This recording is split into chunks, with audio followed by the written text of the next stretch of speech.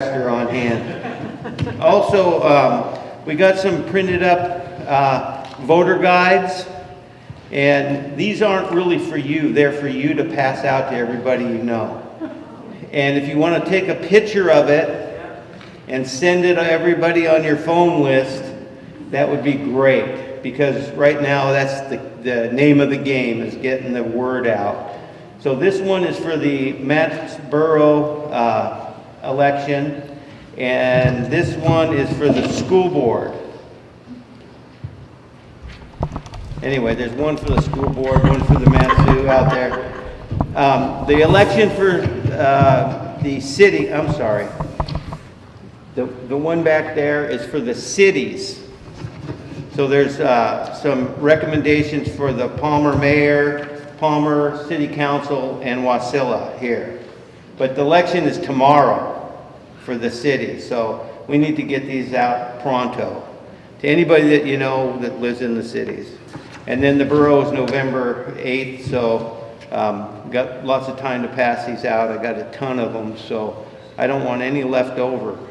In fact, I want to order some more if you get rid of them all. Also, tomorrow at the borough, we're going to have the vote. Oh, I'm supposed to be holding this microphone, aren't I? We're going to have a vote on the ordinance to get rid of the voting machines and go to a hand count. And that's a big deal. I mean, to get this far with the borough has been miraculous, I think. If you have an opportunity to show up, testify, or just show your support, that would be great. Once they pass this, no more voting machines. It's all going to be hand count at the precinct level with observation, no cheating, totally transparent. Everybody gets to know what's going on. We can have confidence in our elections once again. So we're putting a lot of work into these elections, and if they're stealing them, it just, takes all the thunder out of it. So I don't think they are. I think our borough is doing a fairly good job, but this just gets rid of any suspicion, So if you have an opportunity to show up, that would be great. Thank you, Edna. Anybody else have any announcements? Candy, you want to do an announcement? I will too. Okay. Jessica? There's 2 spaces apparently to turn it on. One up there and one down at the bottom.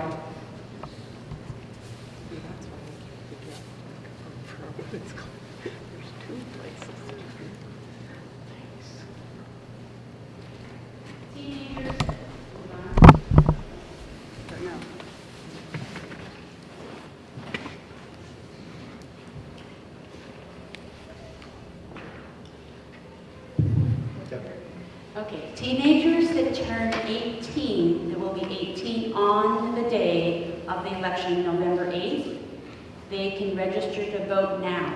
Get them registered,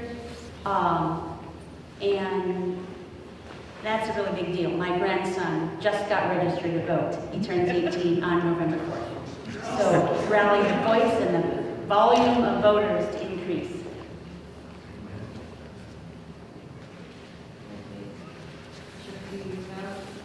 Do you want to talk now, or do you want to talk at the end? Do you have an email? Yeah. Whenever it's best for You you. can look at it now.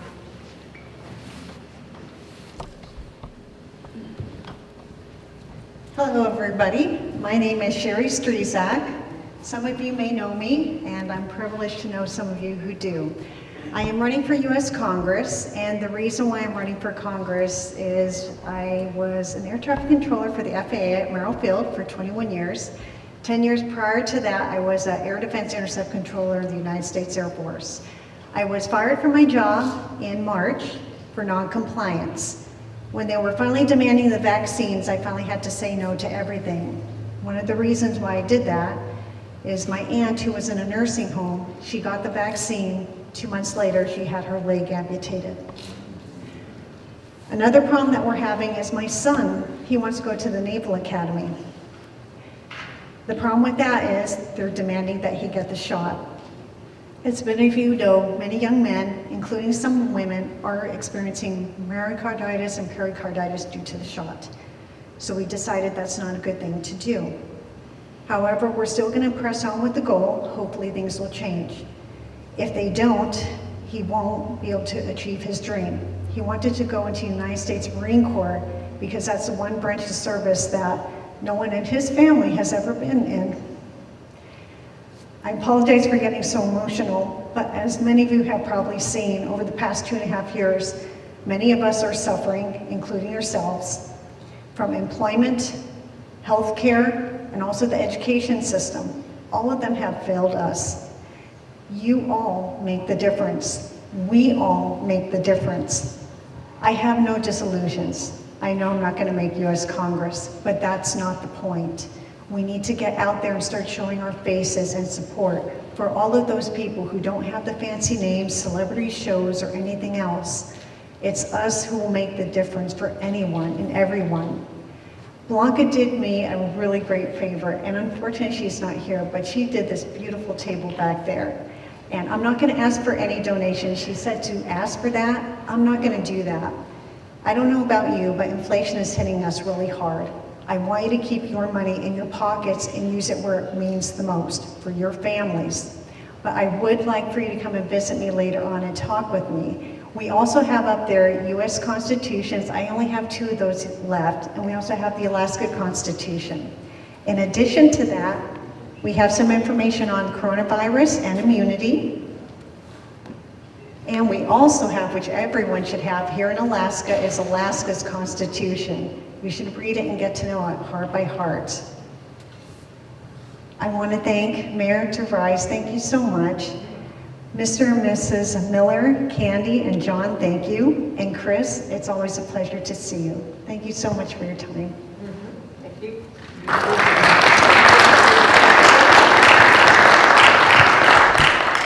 Kathy, you want Sure, just real quick if you want to. I'm Kathy McCullo, the president of the Matsu Republican Women's Club, and I just wanted to let everybody know that October 8th, which is this coming Saturday at 10 a.m. at Matsu Family Restaurant, we'll be having Jake Libby talk about the Constitutional Convention. So if anybody needs to hear a little bit about that or tell friends who don't seem familiar with the Constitutional Convention that we're voting on the November ballot, it's a good time to come listen. So 10 a.m. at the Matsu Family Restaurant. Thank you. Kathy, do you have an announcement? No? You don't I'll want do to? it next week. Huh? I'll do it next week. Well, we're not meeting next week. Okay. Okay. The third Thursday, I believe is the 20th of October, we are having the Matsu School Board candidates on the Republican side at our meeting with a forum. And it'll be at 6 o'clock at Matsu Family Restaurant. Thank you. Anyone else can make any announcements? Okay, and we'll have a time at the end also. So if I can have the candidates that are here tonight, if you will come forward.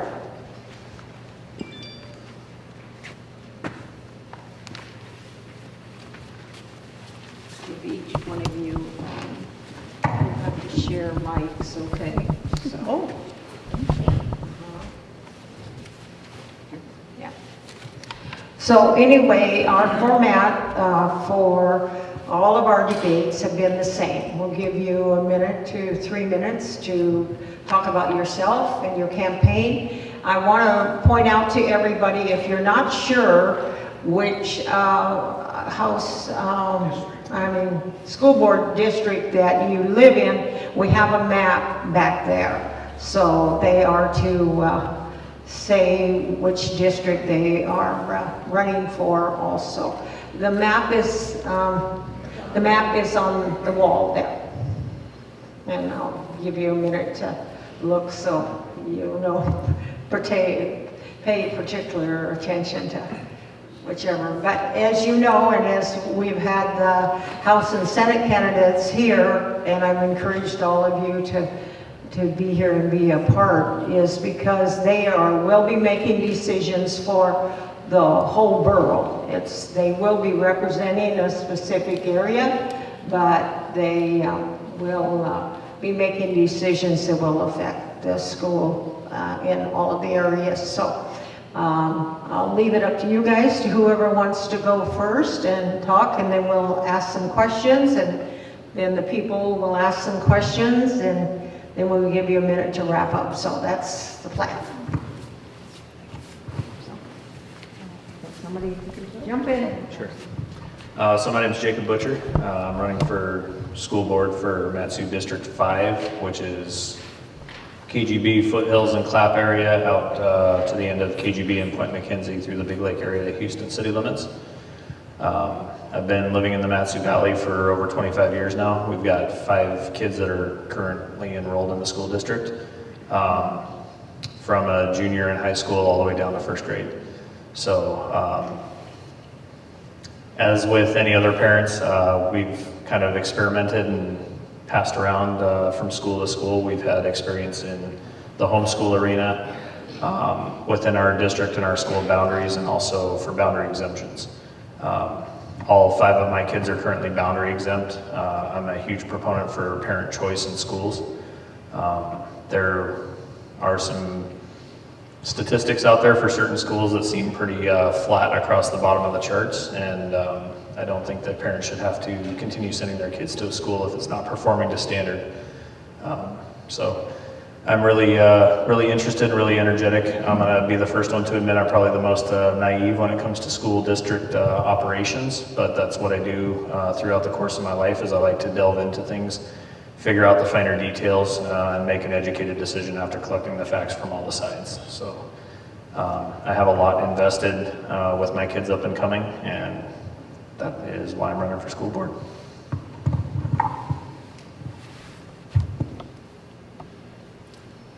This is not on. It should be. There you go. It's on right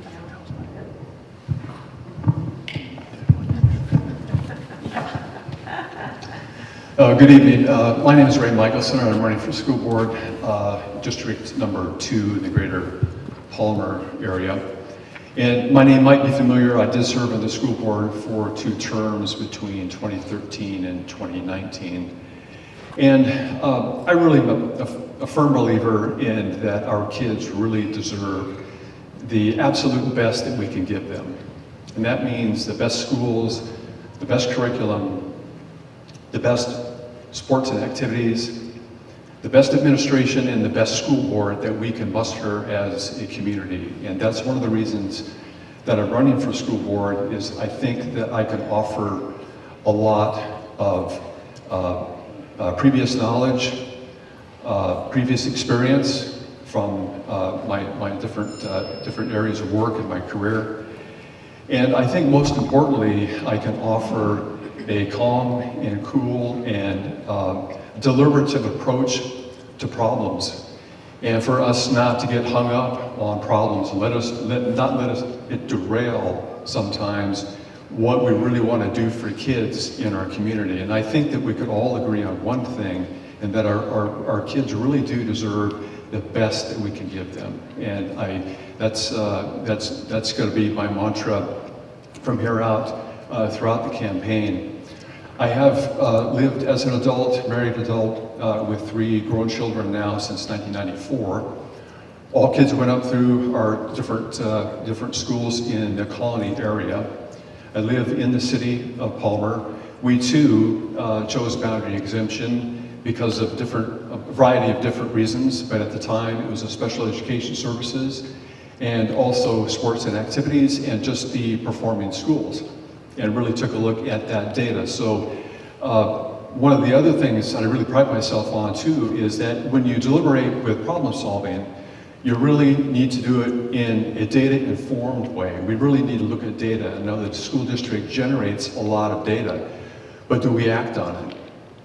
Do we have the fortitude to act on it? Does it tell us something that we need to change that we didn't think needed to change it in the first place? So there's a lot of how I work with that I think the school board could really benefit from, and I think that my track record as a previous school board member really kind of bears that out.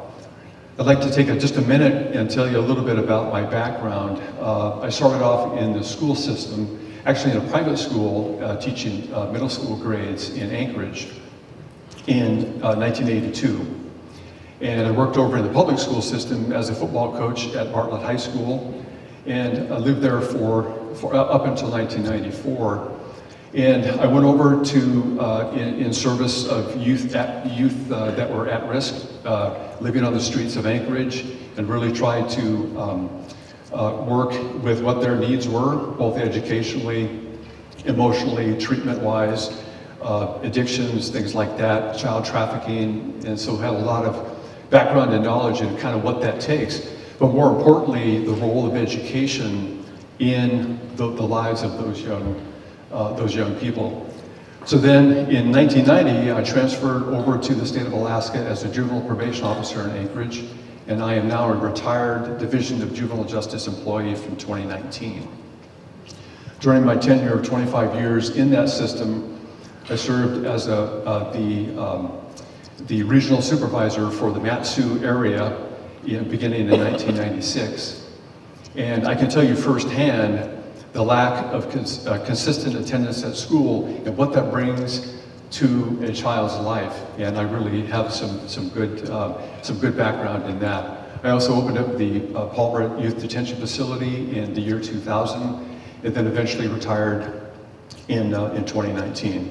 Currently work for the Valley Hospital Association, better known as the Matsu Health Foundation, and work almost exclusively in recovery services and the emergency system, and preparing our first responders for the interactions they have with folks that are experiencing behavioral health problems. So I want to just kind of say that as a kind of a point of reference for my background and what I'd be able to offer our community again on the school board.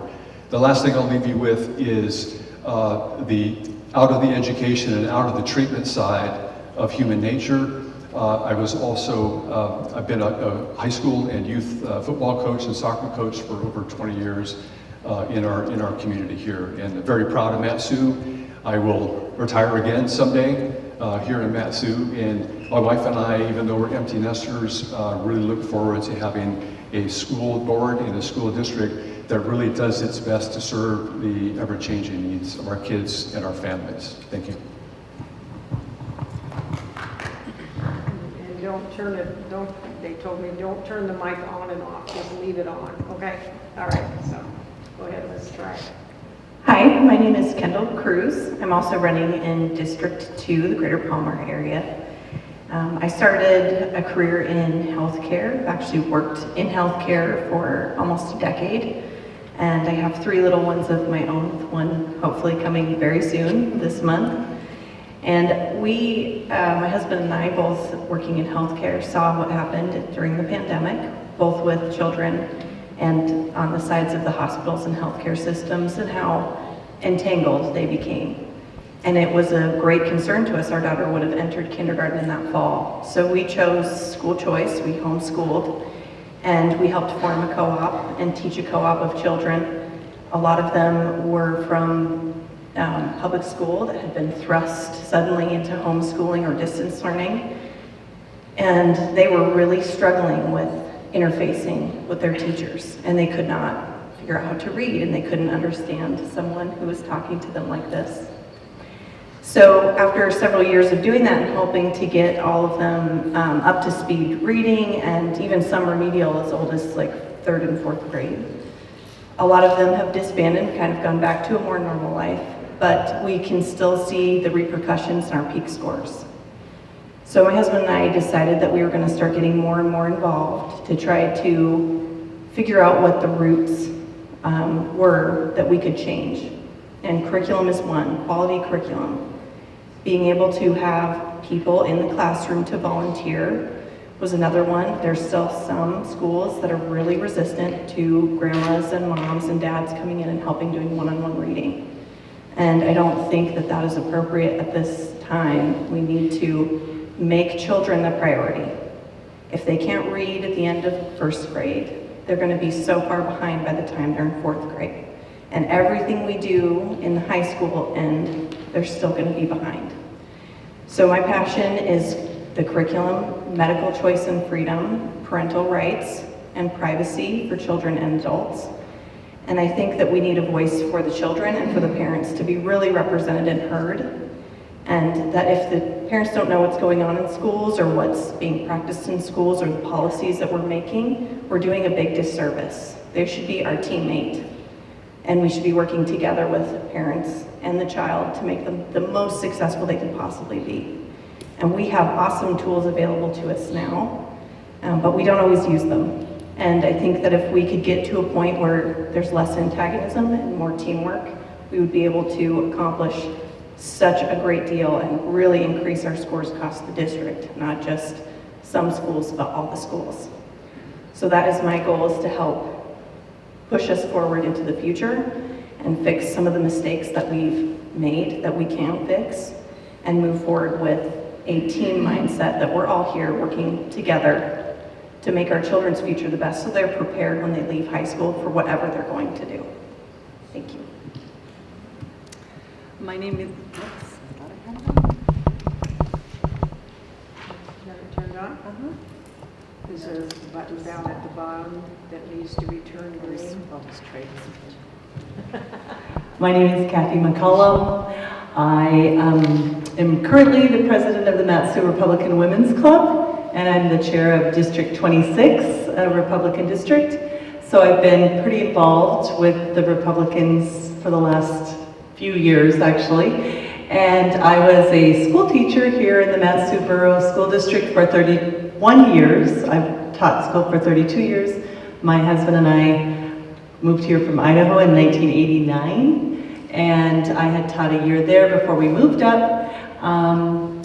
I watched a lot of what went on in the schools as a school teacher, and the administration and how things rolled out. Many times teachers wanted to do the right thing or knew what needed to be done, but things were not, they were not allowed to do what they needed to do, and that makes it really difficult. So when I saw that we had a need of some school board candidates, I decided this is the time for me to step up and bring my knowledge of being in the classroom and just in the district. I've worked on many curriculum committees over the years. I've worked with administration and different trainings and working with teachers, and I do believe that teachers have a lot of knowledge, and there's a lot of really good teachers out there that want to do what they know they need to do, and they're being kind of held back. So back to my training. I've been married to the same man, Mr. McCullo, for 33 years, and we love living here in Alaska. We have 2 children and 2 step children and 2 grandchildren for myself. They live out of state, so my children in my classroom were my children for many years, and I agree with Kendall that those kids, I mean, they just want to learn. The kids want to learn, so we need to make that available to them. I know I'm missing something, I just ran. Yes, I saw. Oh, thank you. That's what I'm District 3, which is the Fairview Loop and all the way out to kind of Colony High School area, Higher Road up that direction, and part of KGB as far as the inlet side. Thanks. So, yeah, I guess that'll be it for now. I know there's going to be questions. I was a teacher for 32 years, and I want to say, though, that I was never, I can't say never, but I was not a union member. And I worked really hard to get other teachers to realize the benefits that they could opt out of becoming a union member. That was really not an option for a long time. So somebody could ask about that, maybe. And let's see, Jessica, where are you at? Okay, so let me ask a couple of questions and why people are getting there. You'll have to. Yeah, right, okay. So the school board, as you know, has been in the news the last few months, and so the decisions that the school board has made within this last year, and some new ones they're talking about, you know, they're talking about a class in logic, they're talking about increasing, 0.5 for graduation requirements. And of course, there was a bathroom situation as well as the girls' sports. And so each one of you pick one of those items or another item that if you would have been a school board member within this last year, that you would have liked to see the school board address. Well, I have been watching this for years, school board meetings, and this past year has been really interesting because it feels like all of a sudden these social issues have popped up, but I want people to know it is not all of a sudden. It has been a gradual thing that I watched. 5 years ago as a teacher, I was sent to a training that was a trauma-sensitive schools training, and at that training 5 years ago, I was instructed to explain how I benefit from being white. At that moment, I knew that we are seeing things that we think are only other places, but they are happening here in Alaska. And so this last year, we've seen the boys and the girls locker room at Colony High School. I have to say I would have voted alongside of the school board with that because I can't comprehend people that think that that's okay. I just don't think that that's an okay issue. And I really believe that our community, this valley, if people would speak up, there's many more people that don't want that to happen than do. And so people need to probably get involved and share I've been really inspired at school board meetings, the last few meetings where there's a lot of people, and the borough assembly meetings, where people are starting to really get involved and share. And I hope that parents will do that because over the years, I've had a lot of parents talk to me about issues like this, like the social emotional learning things and the social issues in school, but they're afraid to say something. And I'm starting to see people, they know they can't wait. You can't wait any longer to say things. So those kinds of things in the schools, I'll take that, the boy and the girl bathroom thing. I don't believe that our community wants that. And so I think we need to stand strong with those kinds of social issues. And I would hope that our community would get involved. And I do believe that we're going to have to really research some of the policies that the school district has already. We're going to have to make a really concerted effort to go there, scour through those policies that have already been in place. That particular policy had been in place since 2015. And the school board admitted they didn't know, they weren't aware of that. So I think there's a lot more. I think there's a lot more that needs to be looked through. And even the school board policies, there's going to be a lot of updating that's going to have to happen. So.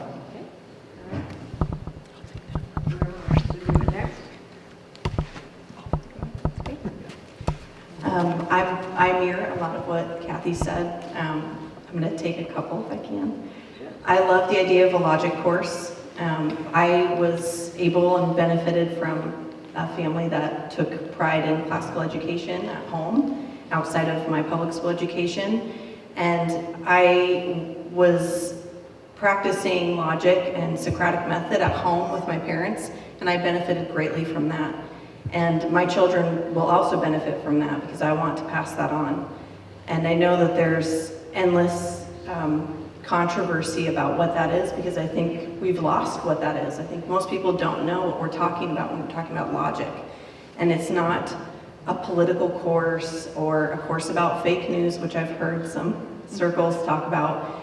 It's how to formulate an argument. We used to have debate courses and teams, and that was wonderful because it taught us how to formulate arguments that were consistent and thoughtful, and it also taught children how to formulate an argument for something that was on the opposite of what they believed. And I think if we all practice sometimes formulating a good, strong argument against how we believe, we would be able to see the side of other people better. And it would make our arguments, bolstering other people's arguments often helps us see each other's side. So I absolutely support logic and Socratic method. I think that would benefit all the children. As for boys and girls mixing nudity spaces and locker rooms and sports, I'm absolutely against that. I have a daughter, I have sons. I think that the bathrooms are already a high-risk area. We have to worry about teenagers smoking in there, and now vaping is, odorless. We have problems with that in our schools where children are hiding in there. The other things that teenagers do, we don't need to make it a bigger distraction.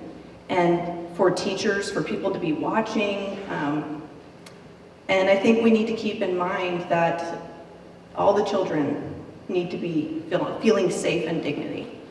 The little girls who are uncomfortable seeing what they're seeing and undressing in front of their feelings are just as important as everyone else's. So I absolutely agree with what our school board has done. I also am familiar with many sporting events where little girls have gotten severely injured, even little girls, by boys competing with them. That's not the point of sports. We're going to drive all the girls out for these boys, and there are other ways that we can mitigate the issues without putting children at risk of hurting or harming one another. So I would have voted with our school board as they voted. And I think I'll stop there.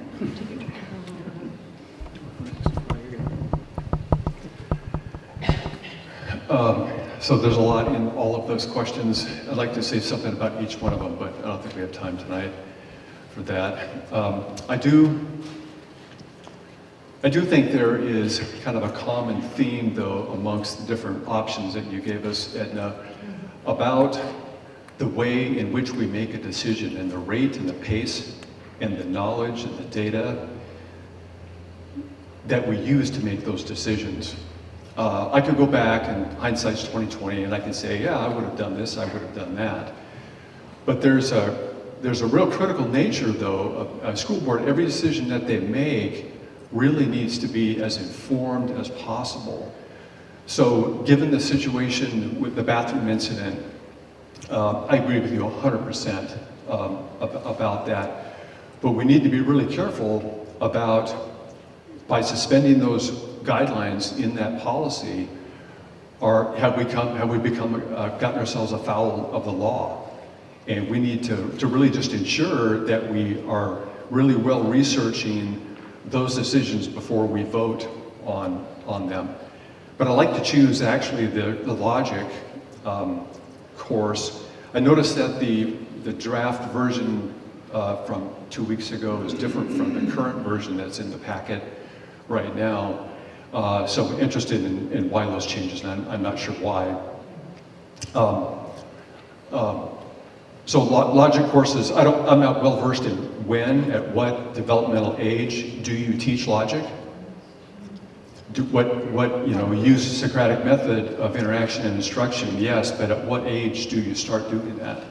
And I think that we do have experts probably that could tell us about what kind of logic could be appropriate for a ninth grader who's developing very rapidly, and their frontal lobes aren't quite formed yet. They're not going to be formed until they're probably in their mid-20s.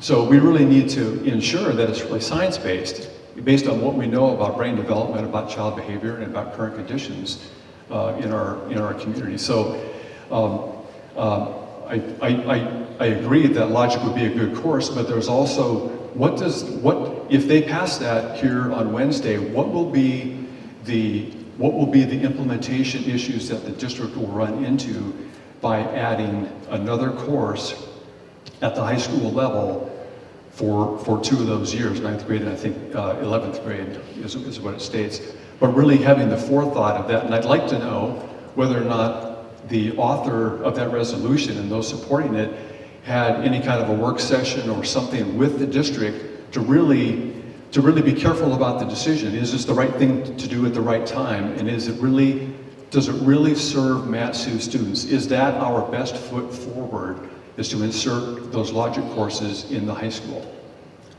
And that's just a question. It's just an honest question about, is it the right thing to do? And I think what I'd like to see the school board address immediately with this largely new board is to address the issue of learning loss after COVID. We should have huge, serious concerns about what the learning loss is at every single level after we were already ranking in the bottom, in the cellar with regard to math and reading.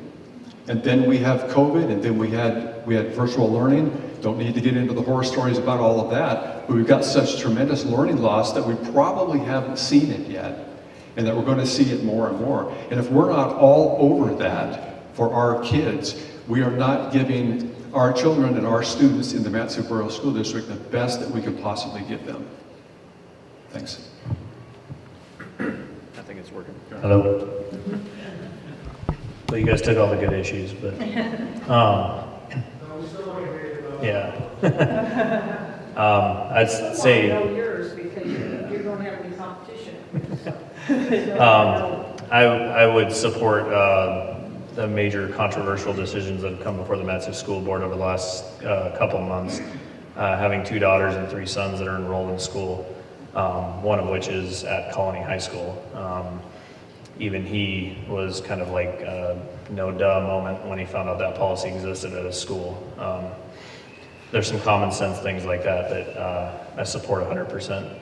I wanted to touch base on the extra credits for high school that are coming down the road or already here. I agree with Ray. There's a certain pace of decision-making that should be happening. And with the recovery from COVID already and the detrimental issues that came out of that with our children's learning, adding additional credits onto high school is having a trickle-down effect of the kids needing to start engaging in that in middle school. And when you're in middle school, coming out of elementary, trying to recover from your lost years due to COVID, and then you're adding high school credits on top of that recovery effort, I don't know that that's going to be beneficial for the kids. Trying to add additional workload and additional credits, like Ray just mentioned, on a curriculum that's already seems to be failing our kids, does not seem productive to me at all. Another issue that I see coming down the road that you didn't mention, wasn't one of yours, but is the early start Mondays. The engagement of community that I've been doing already since I made the decision to run for school board, I'm very into getting the community members and the constituents input on certain items. Aside from the busing issue, which doesn't really have a quick, easy fix button, is the early start Mondays. And why are we taking our kids out of the classroom and learning environment for an extra hour every week? When what was projected on that was the professional development days were gonna cease, and it was all gonna be strictly on the PLC Mondays for professional development, but here we are beginning the school year and we already have professional development days coming. So what's the point of removing our kids from the learning environment for an extra hour every week and still closing for professional development days? Those are some of the topics that I don't know the ins and outs of, but that's the kind of stuff that I like to dive into and take the opinions of the public with me. So those are 2 topics that I think are important. Okay, I think Jessica, you have some people lined up that want to ask some questions. And for those of you that haven't been to our school, we always ask people to be respectful, and they can ask the question of one of you or all of you, and it's not supposed to be any accusatory type thing to you or anything. The question's supposed to be raised in a very professional, respectful manner. Any of these candidates. Okay, go ahead. This question was inspired by a couple of comments that were made here and is open to being answered by anyone who feels like answering it. It is a hypothetical question for when you are on the school board.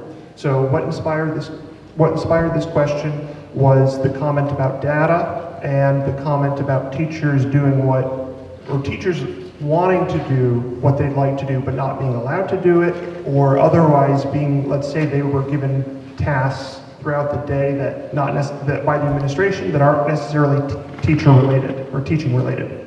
So my question is, suppose you are a school board member now, and suppose that a teacher comes to you as a whistleblower.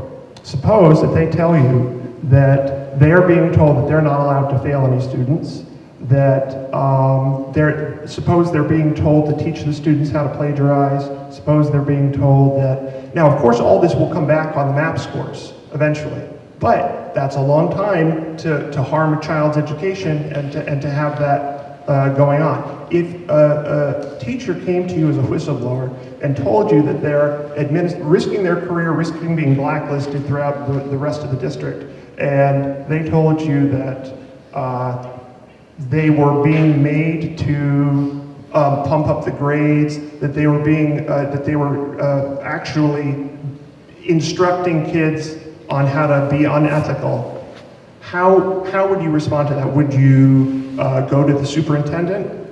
Depends on who the superintendent is, unfortunately, but would you go to the superintendent? How would you respond to the whistleblower in the form of a teacher? Thank you. Anybody can take it, let everybody address it. I would like to take a shot at that. I've been a union member before, and now I manage a workplace that is unionized.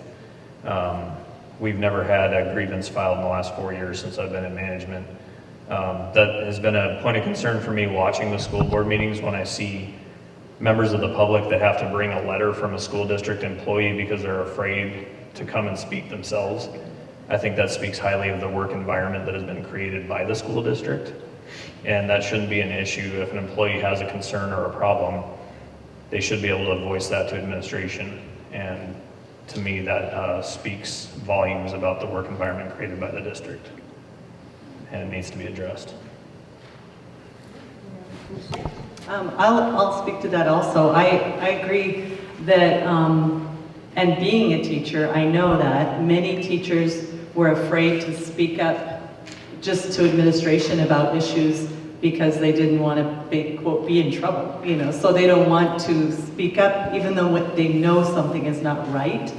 And I personally don't feel like they had any other recourse rather than maybe go to a school board member. I've seen people do that, go to a school board member with, maybe a letter of what has happened in their school and they want help. So at that point, I would hope that the school board and the administration, the superintendent, would have a relationship enough that they could discuss some of those issues. And I personally feel like that's going to happen more and more unless we do get a better environment. I know that, like when I said that teachers want to do the right thing, I think part of that is every year teachers are given more to do, like you said, some stuff that's not even curriculum related, but also every year there's new curriculum stuff. So these teachers, they want to do the right thing. They work really hard to get really good at like a new reading curriculum. Well, 5 years later, when they're just starting to get really good at it, then we have a new one. And that is really frustrating to teachers, and especially teachers that are really good teachers because they put a lot of time into developing, adding curriculum to things that maybe they see a hole where it's not really working out well, so they come up with really great things, and then it's a constant cycle for them. And it's every year. So 1 year it's reading, the next year it might be math, and then it's science, and they feel like they can't get good at what their job is. And that's a frustration for teachers. And so I think other little issues around the building become big issues because teachers are just frustrated all the time. And that's too bad. I would mirror what Kathy said. I've been watching the curriculums, especially this new language arts and the iMath that came out, and talking to parents about it specifically after looking at it. And a lot of teachers actually live in our district, and I've been talking to the educators, and they're extremely frustrated that they're having to go through this whole new learning process. A lot of it is digitized, so they're having to learn that system, teach the child that system, teach the parents that system. The parents are frustrated, it's not working, the children are on the internet instead of doing their homework. And I think that adding additional, whatever it may be, if it's social issues that get added on or policy regulations, is taking away from what we're supposed to do. Our job is to educate the children. They're supposed to come out a well-rounded individual with great skills in reading, writing, math, science, social studies, civically engaged. And every time we add something totally different from those subjects, we take away from the children and we take away from the teacher's ability to teach that. And I think that's wrong. And the other part that I want to highlight is we should be a team of school board members, and we should be a team with the superintendent. That's a big task in terms of we have a huge administration, and we all know what bureaucracies are like, and the rules and the policies that get put underneath there. So no one should be drowning underneath that. And we should be working together to make sure that there's not retribution or things going wrong towards a teacher that's really concerned. If I was working and I had a problem with something that happened on the floor, I would feel totally comfortable going and discussing that with my supervisor, with the floor supervisor, the person, or the MD that was there. Everyone should have that kind of environment. The teachers should be able to go and address a specific student or situation with a student, curriculum, social issue, and not feel like they're going to be personally attacked or ostracized for that. So that's what I would do. So I appreciate the question, and I think your question was really what would I do in response to that teacher?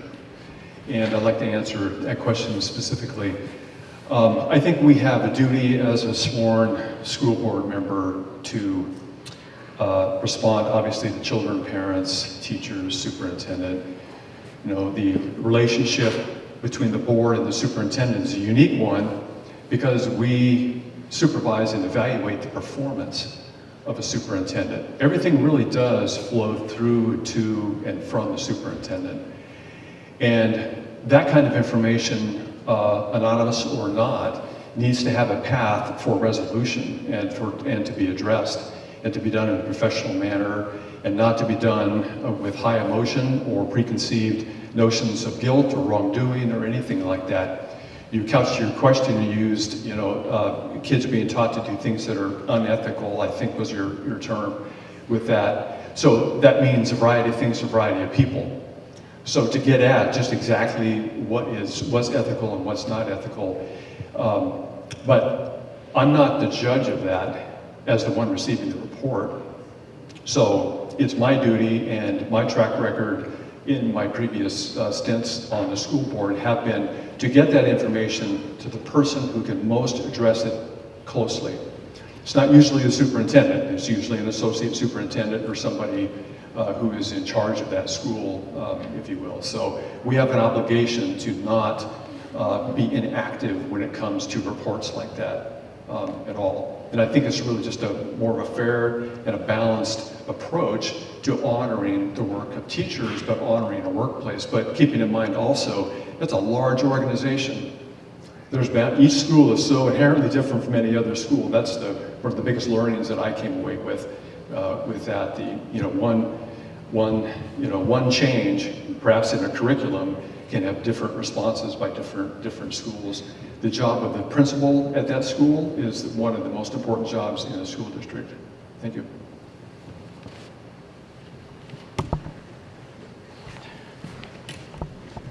Hi, I moved here the end of last year from Southern California. I was substituting at Watts and Compton and some of the pretty tough schools. So I've got a couple of years of experience at really bad examples, but what I would like to understand from you guys, each of you maybe, the pluses and the minuses to the social, emotional thing that you guys do at school. That's really what I just want to hear, what each of you kind of see it as the pros and the pluses and the minuses of that. Well, I can speak a little bit to that just from being a teacher all those years. So the social emotional learning, it sounds really great. It makes people feel like it's going to help children, and it's gonna give them these social skills that none of them seem to have and that kind of thing. But I feel like it is the schools stepping in where they shouldn't be.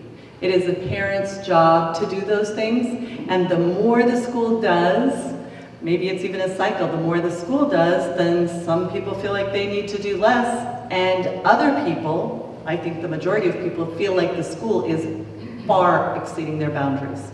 And I think the social emotional learning, just that term is a really broad term for a lot of things that are social bodies that we really, do we need to go there? I feel like it's kind of a wave, and it's a way to bring a lot of things into our schools that I believe many parents wouldn't want in their schools. I think that it's apparent that those are things that parents should be teaching their children at home, and at the very least, parents should be aware of all of those things that are going on in the schools, and from my experience, I don't think that's the case either. I think that there's a lot of things that are just really naively put into schools that seem like they'll be helpful, but they become a big program, which that's my. So I am very concerned about what social emotional learning is across the board and to individuals. You know, we all interpret things differently and we all practice them differently. And as a parent of small children and a healthcare worker, I don't think it's appropriate for someone to come to my child and approach anything healthcare related. That is not your role. If I want my child to go see the pediatrician or a psychologist or a counselor, I will take them there myself and we will discuss that and I will be present. And what I've heard from being door to door for the last 2 months is parents are extremely unhappy with it, and many of the educators are very uncomfortable providing it because it's a very broad topic, like Kathy said, and a lot of other things like today's social issues that are adult conversations that need to be had, you know, in our social society are being exposed to very young children before they're mature enough to have those kind of discussions. And as we all know with small children, truth is what the adult says it is, right? So you can say something and it can be fact for the rest of that child's childhood. And the younger they are, the truer that is. And we need to be very careful that what we're actually presenting are facts and we're sticking to curriculum that's benefiting them, that's teaching them those core subjects, that's catching them up from the COVID loss and from the losses that were existing before that, before we're adding a whole nother level of psychological influence over social issues.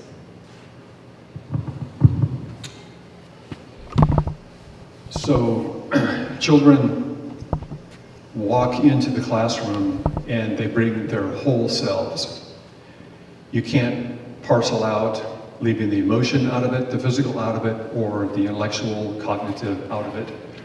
That they bring everything that they know, everything that they do into the classroom, and we expect them to learn and to perform well on tests. But not every kid has the same experience. These kids come from a variety of settings that we all know. I know, especially because of my previous work at DJJ, that a lot of these kids are experiencing some things that would be horrible for adults to experience.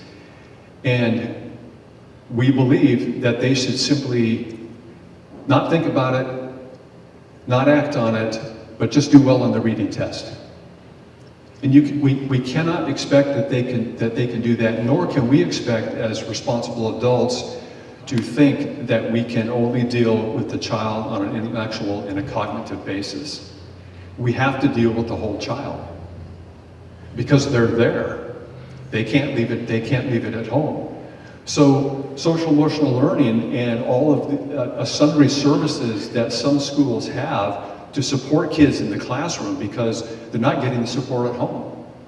And we as a school board are not going to affect what happens at home, but we can have an influence positively for children inside the classroom. And we can do that with good policy making and for close supervision and evaluation of our superintendent. We can accomplish these things. But I think that they're meant to be supports for the learning environment, just like we might support a kid with a physical disability. We would support a kid with an emotional disability. What if Johnny comes to school, he looks tired, he looks disheveled, and Dad got arrested last night for striking Mom? And we expect that child to do well on the math test. And when they don't pay attention, we send them to the principal's office. And then he doesn't say anything to the principal. And then all of a sudden there's a discipline record for that child that follows all the way into middle school. When we had the chance to intervene and to do something to help that child in that instance, I wouldn't want to take that away from any school. or any school district's ability to help kids learn and to deal with what they bring. It's not what we want of them, it's what they bring into the classroom. We are sworn to support, and we are sworn to do the best that we possibly can for children, because they do deserve the very best that we can have. But we can't just say, Johnny, bring your academic self today. Leave all your other stuff at home. Not possible.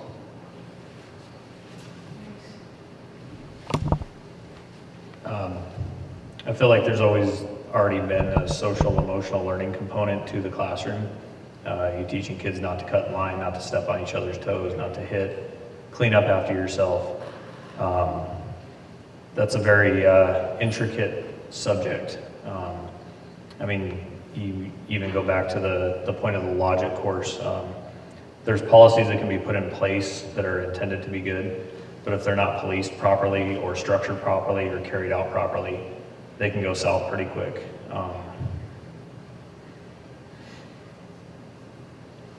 Yeah, it's a fine line. That's where a lot of the feedback I think would have to come from structuring these not just with the school board and superintendent, but actually getting the frontline workers of the teachers in there. Is this something that's possible to carry out? Is this something that's not? Is it going to be more detrimental to the classroom environment or more positive for it? I'm not sure exactly how these kinds of policies are structured and carried out right now involving the frontline workers, but there seems to be a heavy hand of the top forcing things down, and it's not working.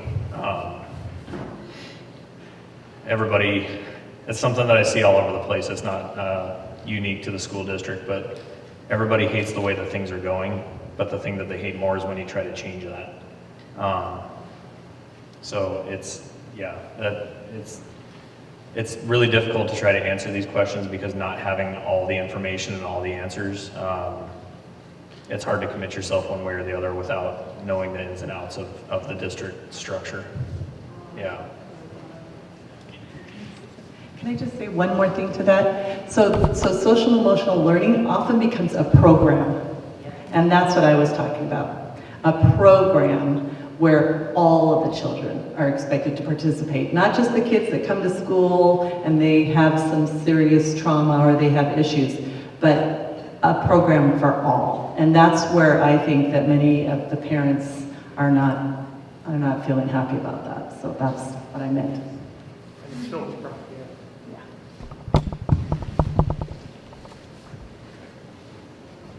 Hi, my name is Terry Lyons, and we've talked about a lot of school issues, and we've talked about COVID, and going late to school on Mondays. So we also have a really bad school bus situation. School bus situation's not being resolved. At the last School of Government class, one of the candidates that's a substitute teacher said that day he had a 70% absentee rate because they can't get the kids to class. To me, that is absolutely unacceptable. What if they're first graders? What if they're little kindergartners? What if, the younger kids? They're being put in danger by not being in school. The school district and board are endangering the young lives. We have the lowest education scores in the nation, and you cannot get our students to class. I would like to know what steps you as school board candidates are going to do to resolve this bus crisis, because it doesn't seem like the school district's able to do it, and our kids are so far behind now because of COVID and going to school late and not going to school at all because they can't get to school. It's got to be resolved. We've got to stop this, and we've got to worry about our littles. And I don't think that's being done. Thank you. If you want to do that, we'll go this way. We'll mix it up a little bit, or if you don't feel comfortable, somebody else will. That's good. The school bus system is a mess right now. I saw the note that came out from Dr. Trainee that they're intending to have all routes up and running by November to January of this year. So I've got 5 kids, trust me, I know it. I personally stopped putting my children on the school buses when my oldest was in 1st grade. After the 2nd time, he got lost by the school bus drivers. So I know I've been there and I've done that. And my kids wouldn't ride a school bus again until they got to the high school age and had their own cell phone to be able to call for help and we could track where they were. That's the fact of the matter. The school bus driver shortage, I said earlier, there's no easy button fix for that. Just looking around, I've been working in the public safety realm for almost 20 years now, and we have a shortage of EMS personnel, we have a shortage of police officers, we have a shortage of 911 dispatchers. There's shortages at the food service places throughout town. It doesn't seem like people want to go back to work after COVID for whatever reason that might be. The work ethic just completely got lost. It is the school district's responsibility to provide safe travel, transportation, and accountability for every student. I know firsthand how difficult that day was because my wife works at an elementary school and she didn't get home till super late that day. I don't know what the fix is, but there's got to be some out-of-the-box thinking and ideas that have to come forward out of this. We're not the only district, we're not the only state that's suffering from school bus driver shortages. And I think that some outreach to some other states or some other communities that may have some out-of-the-box ideas that could be implemented here would be fruitful. Well, I'd like to be able to say that through the budget we could resolve it. But when you have a workforce shortage across the United States that rears its ugly head seasonally sometimes, and then we've got a number of people that left work and just didn't return. And I don't know if that's work ethic related or not with unemployment the way it is, but this year being a learning year for this, I can't remember a time that we had this kind of a shortage this late into the school year. I remember us being really squeezed tight because of overlapping seasonal employment with those bus drivers driving tour buses, and when that tailed off, then they go back to driving a school bus. So I don't have an answer for that, but what I can do, I think, as a school board member, is I can do my best to ensure that it doesn't happen next year, that we learn from it and that we move on. And if the workforce is simply not going to be there next year, then there has to be an alternative for how that's going to happen. Now, if you alternate start times with elementary schools or any school grouping, I really don't know about that. But where are the bus drivers from last year? And that's the question I ask myself when I read all about this. I can't imagine being a school parent in these days, because it's really rough on families. There's no doubt about it. Thank you for the question, though. I totally agree with you. I think the late starts on Mondays is not helping anyone. I've had several conversations with parents who have been forced to homeschool their children because of their work schedule being in conflict with busing. Either they don't have a car, or the late start Mondays, their kids just don't go to class. And the schools say, okay, we'll just put you on a computer and you can follow along. And I don't think that's acceptable at all. As far as fixing our bus driver shortage, you know, we are laying in the bed that we made with our COVID policies. If you're gonna lay everybody off and buses aren't gonna run, the people who work those buses are gonna go find other jobs. And we're suffering the consequences on so many levels from impulsive decisions that we made. Whether they were pushed on us from the state or the federal government, we're all gonna suffer the consequences of what that is. This being one of them. Now, I think there are some solutions. While we're waiting on hopefully people to get trained and we're paying money and bonuses and incentives, I think that we need to also be looking at a plan B. Why is there no plan B? You know, if it were my children and I had to get to work on time, which was not in conflict with their school starting time, I would be organizing by communities. Now, the schools and the districts can also help that. It's not a perfect situation. I wish that we could have buses and bus drivers and people with CDLs everywhere to make this all go away. But the fact that we're not coming up with a plan B is not a good strategy.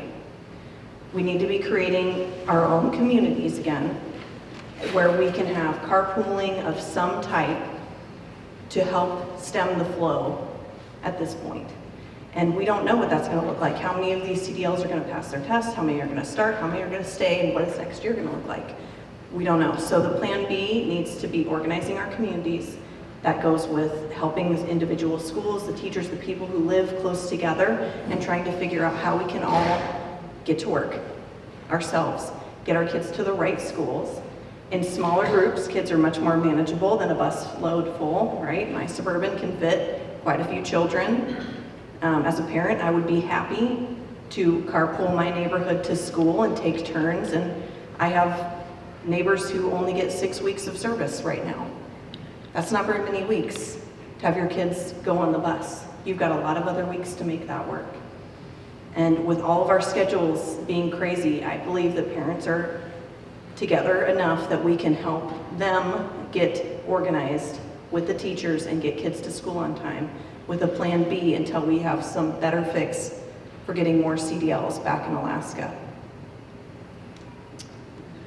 Yes, I also want to talk, it's not just affecting families and kids, it's affecting businesses. You know, like our whole community is struggling with this. I've talked to lots of business owners who their employees don't come to work on Mondays, or they don't come to work till noon on Mondays. And if you're a plumbing contractor and you have your workers not showing up to work on Monday mornings, that's affecting your business. And I heard from a lot of people that are in that situation because of the busing. So not just the late start Mondays, but then the 2 days a week where their families don't have busing. And so these workers, they have to leave the job early, or they have to get there late because they have to transport their children. I don't think that's an option. And so something has to be done. And I have to say, I honestly don't know. I don't feel like I know all the details, and I don't know if anybody does really, because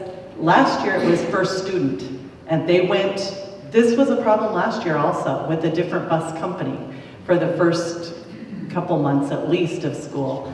So it's worse this year, of course, but it's a new bus company, and I've heard there's other issues like shortage of buses and things that we don't really know the whole detail about. So of course, as a school board, that would be our job to talk with the administration and find out what actually is happening. But I agree, it is just a snowball from starting at COVID to the year of online learning to now missing how many days. I mean, I really would like to know the attendance rates and what's happening on the Mondays and the no bus days. So, I mean, that would be something that needs to be looked at. I wanted to add one more. I was going to hit on Kathy's point where a different company last year, same issue. Right. Should have probably been tackled last year. As far as fiscal responsibility goes, I've heard the superintendent say that each of those bus routes gets reimbursed at 125% for every bus route that's missed back to the school district. So with the extra funding, as Ray alluded to, funding, you could throw as much money at it. What could we be doing with that extra funding for penalties towards Durham? I have an idea what to do with that extra money. Reimburse the parent.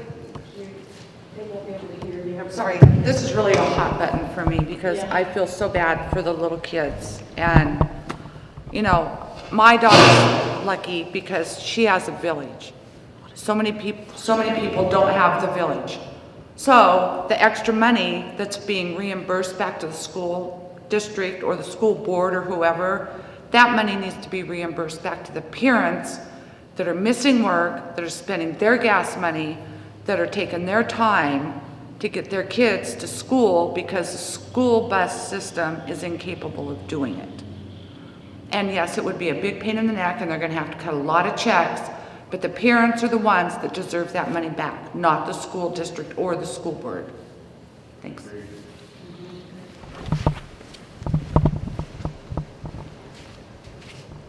All right, I have 5 children. I had 5 children in the Matsu School District. In the last 3 to 4 years, as you go through the schools, you'll find increasingly there's a lot of pro-LGBTQ signs, there are symbols, there are practices. When I speak to the school staff, they are telling me that they are either being encouraged or pressured that they need to do these things to show that they are LGBTQIA plus allies.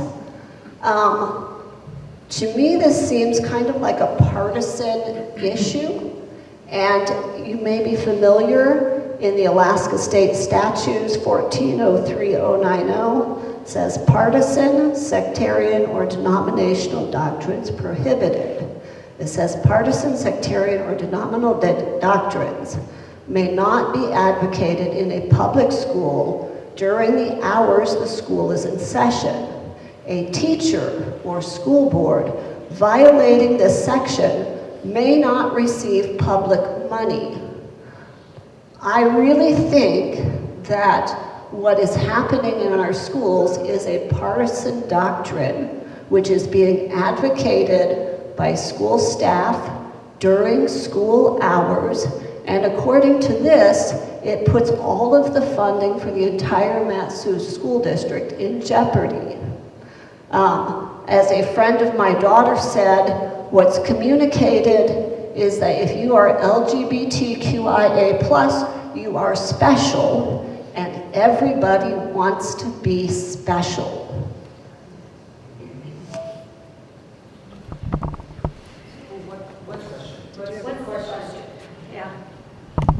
Would you consider this kind of things in the school? Would you consider that a partisan issue? I would. I would really like to look into the statute that you just listed, but I know that a lot of these things that are happening in schools, some of them are almost instructed by policy because of taking federal money. And taking money from organizations like Matsu Health Foundation, there's ties to that money. And so there's little, like, you will do this, you will do this if you take this money from us. I think that most school districts in our country have gotten themselves into a jam because of that now. But I am really interested in learning more about that statute that you listed, because I do believe it's a partisan issue. Why are we talking about sex in schools? And that's what it is. It's all about sex. It doesn't matter which one of those things you're talking about. Why are we pointing that out? So, and to young children. It's been happening here in the district in elementary schools by psychologists. So, and that's common knowledge. But it was like, what's being done about it? That's what I don't know. So that's a huge issue, and it's a big red flag right now for a lot of people, and something's gonna have to be done. So that's what I meant at the beginning by some serious policy digging is gonna have to happen. I completely agree with Kathy. There's additional statutes that discuss and outline when you can talk about sex with children in schools, and that parents need 2 weeks to opt out. A pronoun is grammar. If you're using it incorrectly, then what we're talking about is a sexual issue. And we are inundating youth with extra ideals that are not the core subjects. Your job is to educate them with the basic things they need to go on to function in life. Your job is not to discuss the sexual preferences of yourself, of your spouse, of your children, or of my child without me being there. And again, as a healthcare worker, it's absolutely crazy to me that we're at this point where I could have my child go into a biology class and be taught complete nonsense, okay? There are equations for men's bodies and there are equations for women's bodies based in healthcare. You're not going to get around that playing pretend or choosing an incorrect pronoun. And I think it's disgraceful that our English teachers would dare to teach grammar incorrectly. That's already, you're failing your job, in my opinion. I would never come up to someone and say, well, I'd rather use a female equation on you to see how much medication you need and what your metabolism looks like. That is not appropriate. And we're asking these children, like we've talked about brain development, What are we doing? We're telling them things that are perceived as facts from an authority figure, which is abuse of authority. We're discussing sex with children without allowing parents the time to opt out, which if we can't do that, if we can't abide by that law, then sex ed shouldn't be in school, is my opinion. If we're not going to follow what the laws were that we agreed upon as a society, then there's no place for it. And people who are breaking those agreements are not doing our children any service. We have huge COVID loss. We were at the bottom of the barrel to begin with. Why are we spending our time and money on this?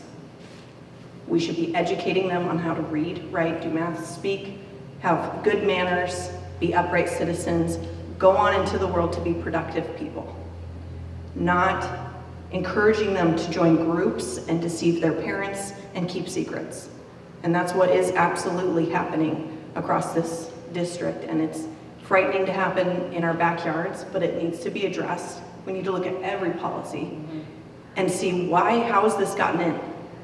And what are we gonna do about it? What are we gonna do about the people who are persistent, who are going to go against what the state has already decided?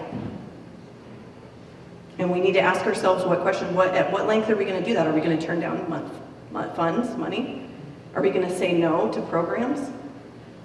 Our president is looking at withholding school lunches if they don't force improper grammar and shared bathroom spaces.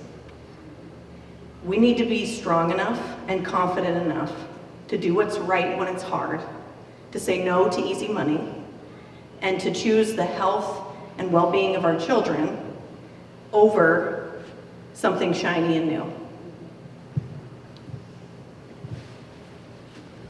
So thanks for the question. I'm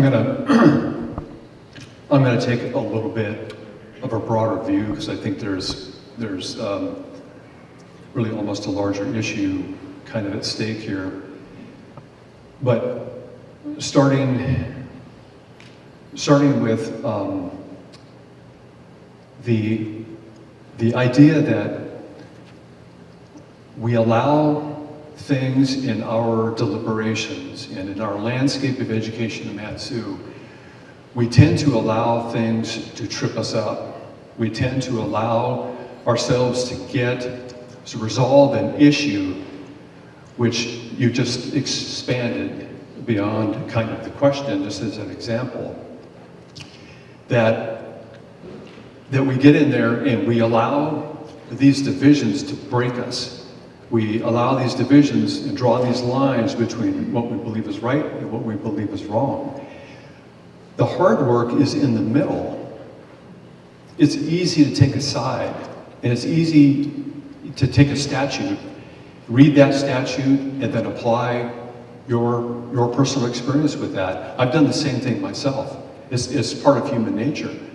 But why can't we live in the middle and resolve issues like this and become educated on both of those sides? So I think even the approach to a lot of hot button issues, we jump, and I think that we do, and you use the word partisan, I tend to think partisan being political, and in this case it may be partisan, maybe social, I don't know. But things have gotten so fragmented that we have these discussions like this, and sometimes we have screaming matches over this kind of stuff. You see it every day in the news, locally, statewide, nationwide. But whatever happened to the idea of getting together and talking about really what's legal, getting a legal opinion?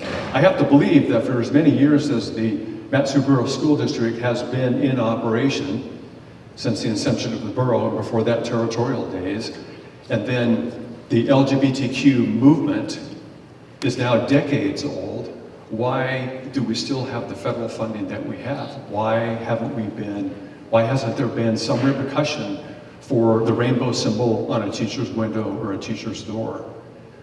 So we really need to step back and maybe climb up above the issue and look at it from both sides and look at it and try to resolve what those issues are, instead of saying that our child's education has gone to heck in a handbasket, we're in a church, gone to heck in a handbasket, and it's because of the rainbow symbol in one teacher's office.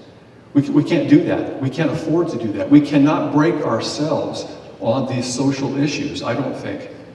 I think we really need to grapple with them like every other jurisdiction in the United States is grappling with these issues at all. But for us to be honest and have an honest conversation about those things without predetermining that one is right and one is wrong. Thank you. Thank you for the question. Oh, let's. I probably should add, well, I'm sorry, Jacob, okay. Just because you did mention the Matsu Health Foundation, my employer, and I'm not here representing the Matsu Health Foundation tonight. I would want to make that very clear. I'll keep my answer as short and sweet as possible. With 3 boys and 2 girls at home, I personally believe that they were each made in God's image and they were made perfect the way that they are. And for me to be teaching my children that at home and in our daily life, to have a school district that's already failing on the fundamentals of reading, writing, and arithmetic, trying to teach my children something that contradicts our personal home and family belief, I feel very, very strongly opposed to that. I'll just leave it at that.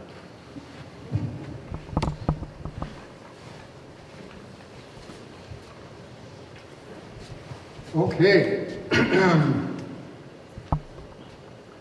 You've led me to a lot of thoughts, but I'm going to start off with, I'm a whistleblower, state of Alaska. My name is Dave Maxwell, and I got retaliated against for whistleblowing.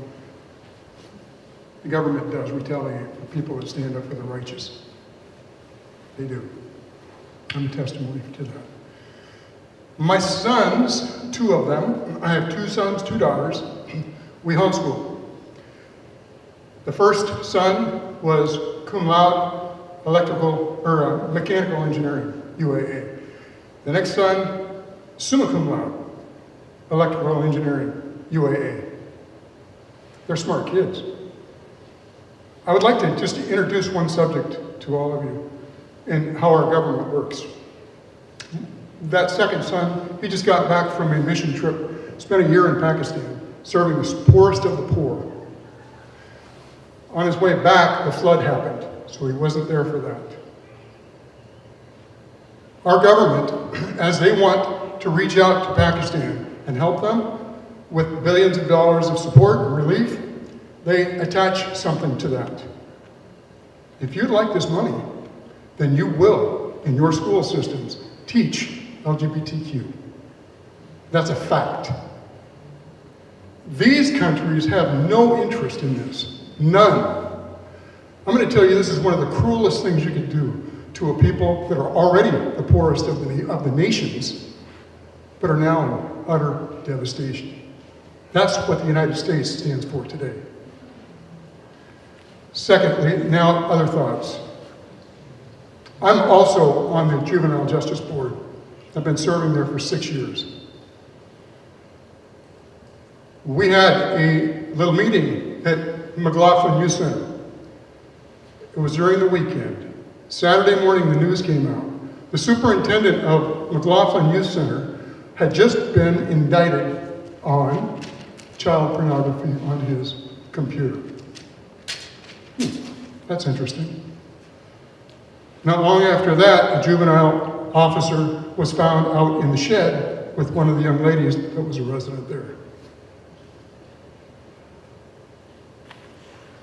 As I observe our school systems today, and the, quote, adults that are in charge, and I'm absolutely devastated by calling these people adults, because it's changed my whole definition and observation of what is an adult, and what does it mean to be responsible. Question, please, Dave. Pardon me? Question, what question do you have? I'm setting it up. Well, yeah, let's get to the question, please. What does it mean to be a responsible adult? Does it mean to be a school board member that allows queer agenda books in Anchorage libraries or Juneau School District little boys watching little girls as they undress, or in Virginia, that the girls have to leave their locker rooms. My question is, what does it mean to be a responsible adult? Thank you.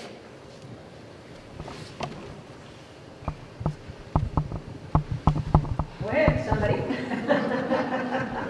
Well, I'm going to take that as a... Dictionary, or you're going to jail?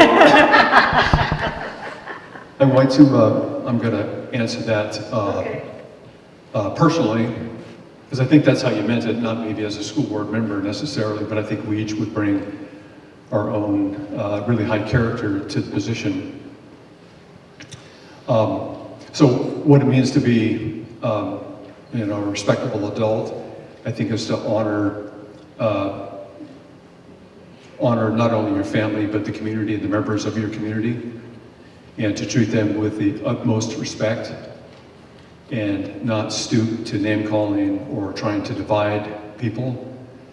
I think that being a responsible adult means that you always hold the truth as the highest virtue and the highest value, the truth that you know. And I think being a responsible adult too is that when and if you have children, that you raise them up in the most respectful manner that you possibly can, encourage them to learn and encourage them to then espouse those values, and to show them the positive rewards of hard work and communication and being able to hear the answer no to a question and not be able to do something and not be so privileged, and really learn about how your community is when it comes to all the different types of issues that arise. So I think just off the top of my head, that's how I would answer that. There's a lot of aspects to that question. Doing what's right, holding up to your morals, your moral compass, setting that example for your children and your children's children,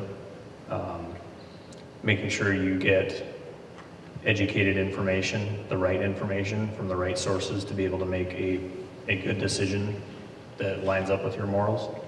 I think the other side of that is accountability. When there's a mistake that's made or you trip over your own feet, you got to be able to stand back up and say, I take responsibility for that. And we're going to learn our lesson from that and move forward the best that we can. So morals, ethics, and accountability, I think, are the top three components of a responsible adult. I don't think I could say it any better than that. That was very eloquent. I think that personally, holding yourself to the standard of which you would like to see society, right? If each of us behaved in the way that we would love to see the world be, what a great world we'd have.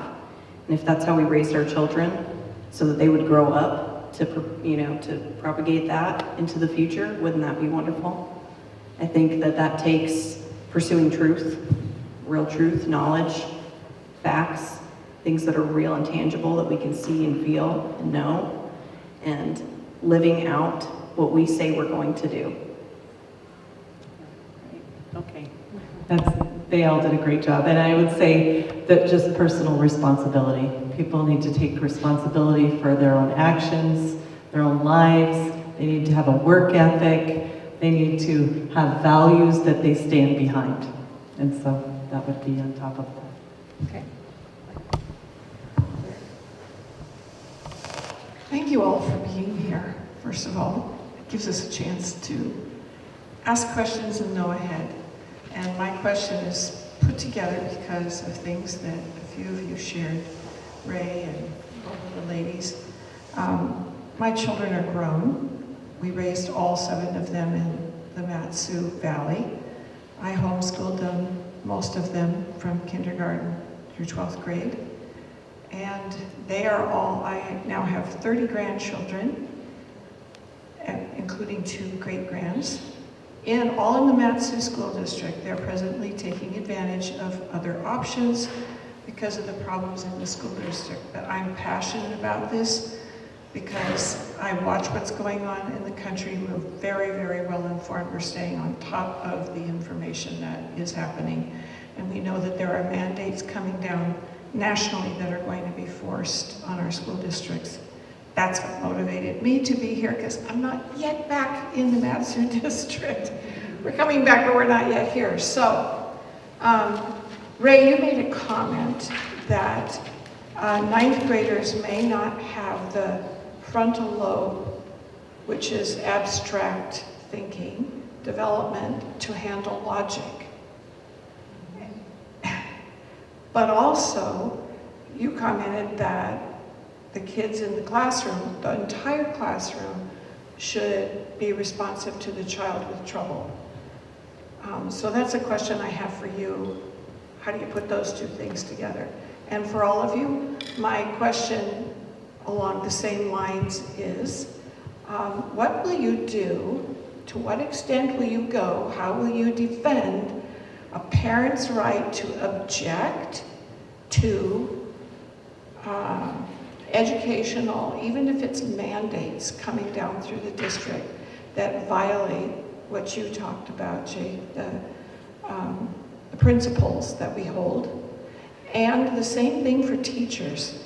I'm watching, just 48 hours ago, I watched an array of teachers that were interviewed, tearfully upset because they were going to be canceled or fired, or some of them 30 years of teaching just out the window because they could not go with the mandates of these hot button topics in the classroom, CRT, and the sexualization of our children.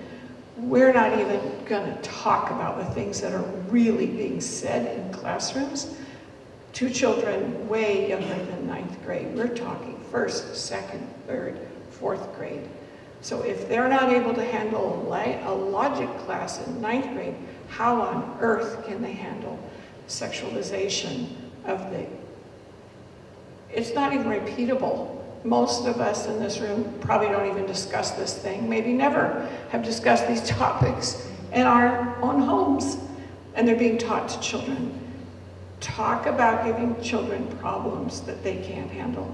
So I want to know, how are you going to protect a parent's responsibility and right to object on behalf of their young formative children, and how are you going to protect a well-meaning teacher with the same objection?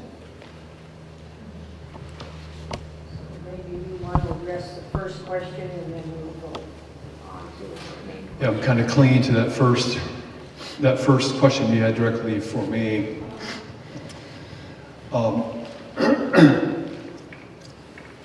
So the ninth graders and their ability to comprehend the logic class, I think, and I hope that I did mention also that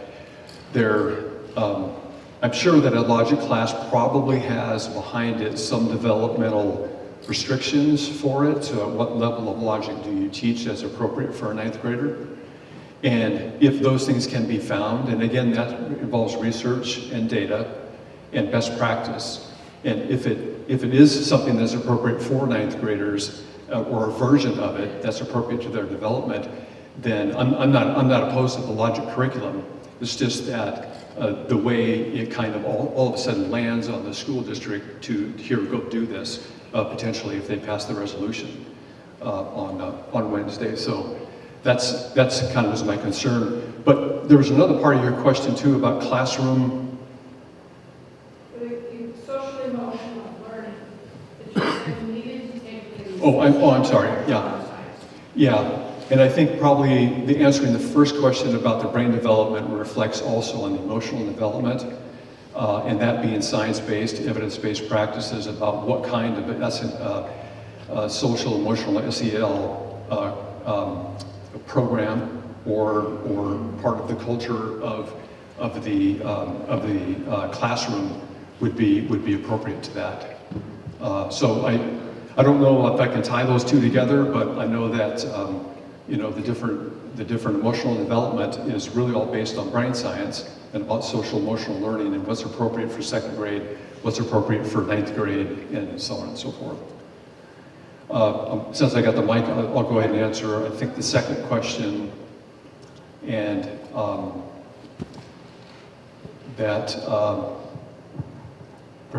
supporting a parent and a parent's right to choose.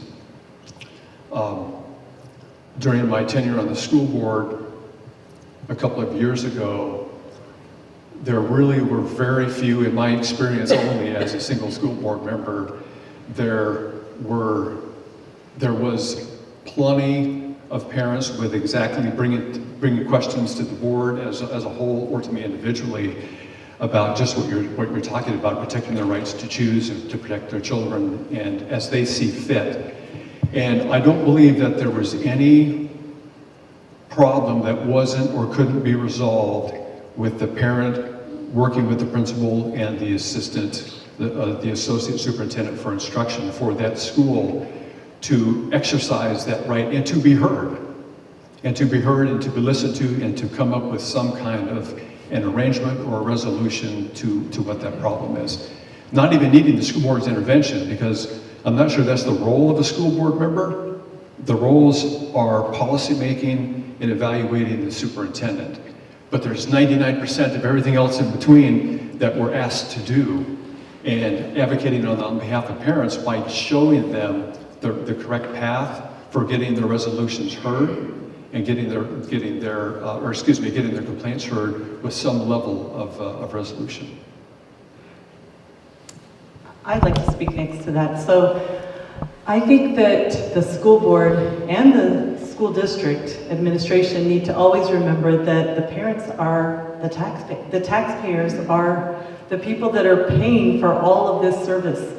So if parents have a real concern with any portion of it, it is their right as the taxpayers and the funders of this system to have input into that. And so I know that just recently, maybe as soon as a year ago, the school board, this school board that's seated right now, passed a resolution for a parental rights type, policy. So they did pass that, and they have a really strong feeling that parents are the child's first teacher and that parents should have those rights. And I strongly believe that same thing.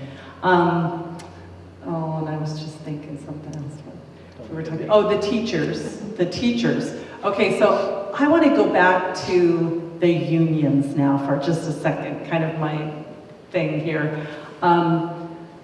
I feel like a lot of the direction that happens is from the unions itself as well. And so there's a lot of power there, and let's look at that NEA. I mean, I know there are so many conservative teachers in this school district and across the country that if they had to write a check for $400 to the NEA, would they do it? I mean, the policies and the values of the NEA don't match many teachers' values. And they're pushing a lot of these programs out. And so teachers that belong to the union feel that pressure to do those things. So I would say that's something that we need to look at too. And that's always something, working with the unions. And it's a big part of the school board's job to work with the unions. So that will be a challenge too. And I do think that social issues is coming down from not just the administration, it's coming down from the unions. So those policies. I couldn't agree more with Kathy. I am a huge advocate of parental rights in all areas of our life, and that we need to guard that treasure and fight for it. The teachers are not the ones who care for our children when they're sick. They didn't give birth to that child. They didn't put it to bed every night and wake it up in the morning. They don't go to work and pay for the baby. It's crazy that the authority is being fought over of who does that child belong to. I think that I want to look into that resolution, and I want to compare it to all of our existing policies that have been in existence for quite some time that have been slowly eroding parental rights. The Alaska statute that regulates sex ed, for example, is very clear. Anything to do with sex, gender, sexuality, 2-week opt-out period. We all know that's not happening. We know that the health class may have a formal opt-out, But we also know that it's being taught every day, in every level, in all these different ways. And that needs to stop. We need to stop that. And the only way that's going to stop is by parents speaking up, coming out and saying, this is happening in my class to my child, getting involved and complaining. And unfortunately, we just saw at the school board meeting that a parent went through all the right steps when she was uncomfortable and her daughter was made uncomfortable having to look at a nude male in the locker room. And she was told that her daughter was the only one who was uncomfortable, that she was the only one that complained, and that that was wrong of her. And she was shamed going through the proper courses that they were set up, to the point where she had to come to the board to make herself heard. That is so wrong. And what we're looking at is policies and people acting on their own, the way they want to, and taking authority from the parents and intimidating parents. And we need a strong board and members who are not going to stand for that kind of intimidation. The parents are the stakeholders for us. The taxpayers are stakeholders. We represent them. I don't represent the union. I don't represent this giant administration. I am here to represent what my constituents want to see, the kind of education they want their children to have, that their children are safe and secure, and that their rights are respected. And I think that it's been a slippery slope, and a lot of policy has been put in place to protect administrations and school districts into getting to do things differently than that. And parents are waking up, and every door that I knock on tells me a story about how their rights were usurped or trampled, or their child was bullied by a teacher or a principal. And there are people already emailing me, asking me how to get a hold of current board members because they have a grievance that won't be resolved through the policies that they've made. I think we need to all stand up and start demanding that, and that we need to elect people who are ready to stand for that and not back up and bow down to things that we know are wrong, even when it's a difficult decision or we have to turn down money or things get ugly in the social sphere, which we know they do. Thinking back on the question of what can I do as a board member for the parents that object and the teachers that object, I spoke on the point earlier of the work environment that's created where the teachers or other district employees are uncomfortable coming forward. That has to change. As an individual board member, being able to advocate for that and hold the district accountable and responsible for making sure that those mechanisms and paths are in place for proper voicing of concerns as well as investigating and addressing those issues. But ultimately, me as an individual board member can only do so much if we don't have like-minded board members across the entire board. So really that responsibility has to come from the constituents and the voters all across the Matsu borough to make sure that we get like-minded board members across the board to be able to make sure that that happens.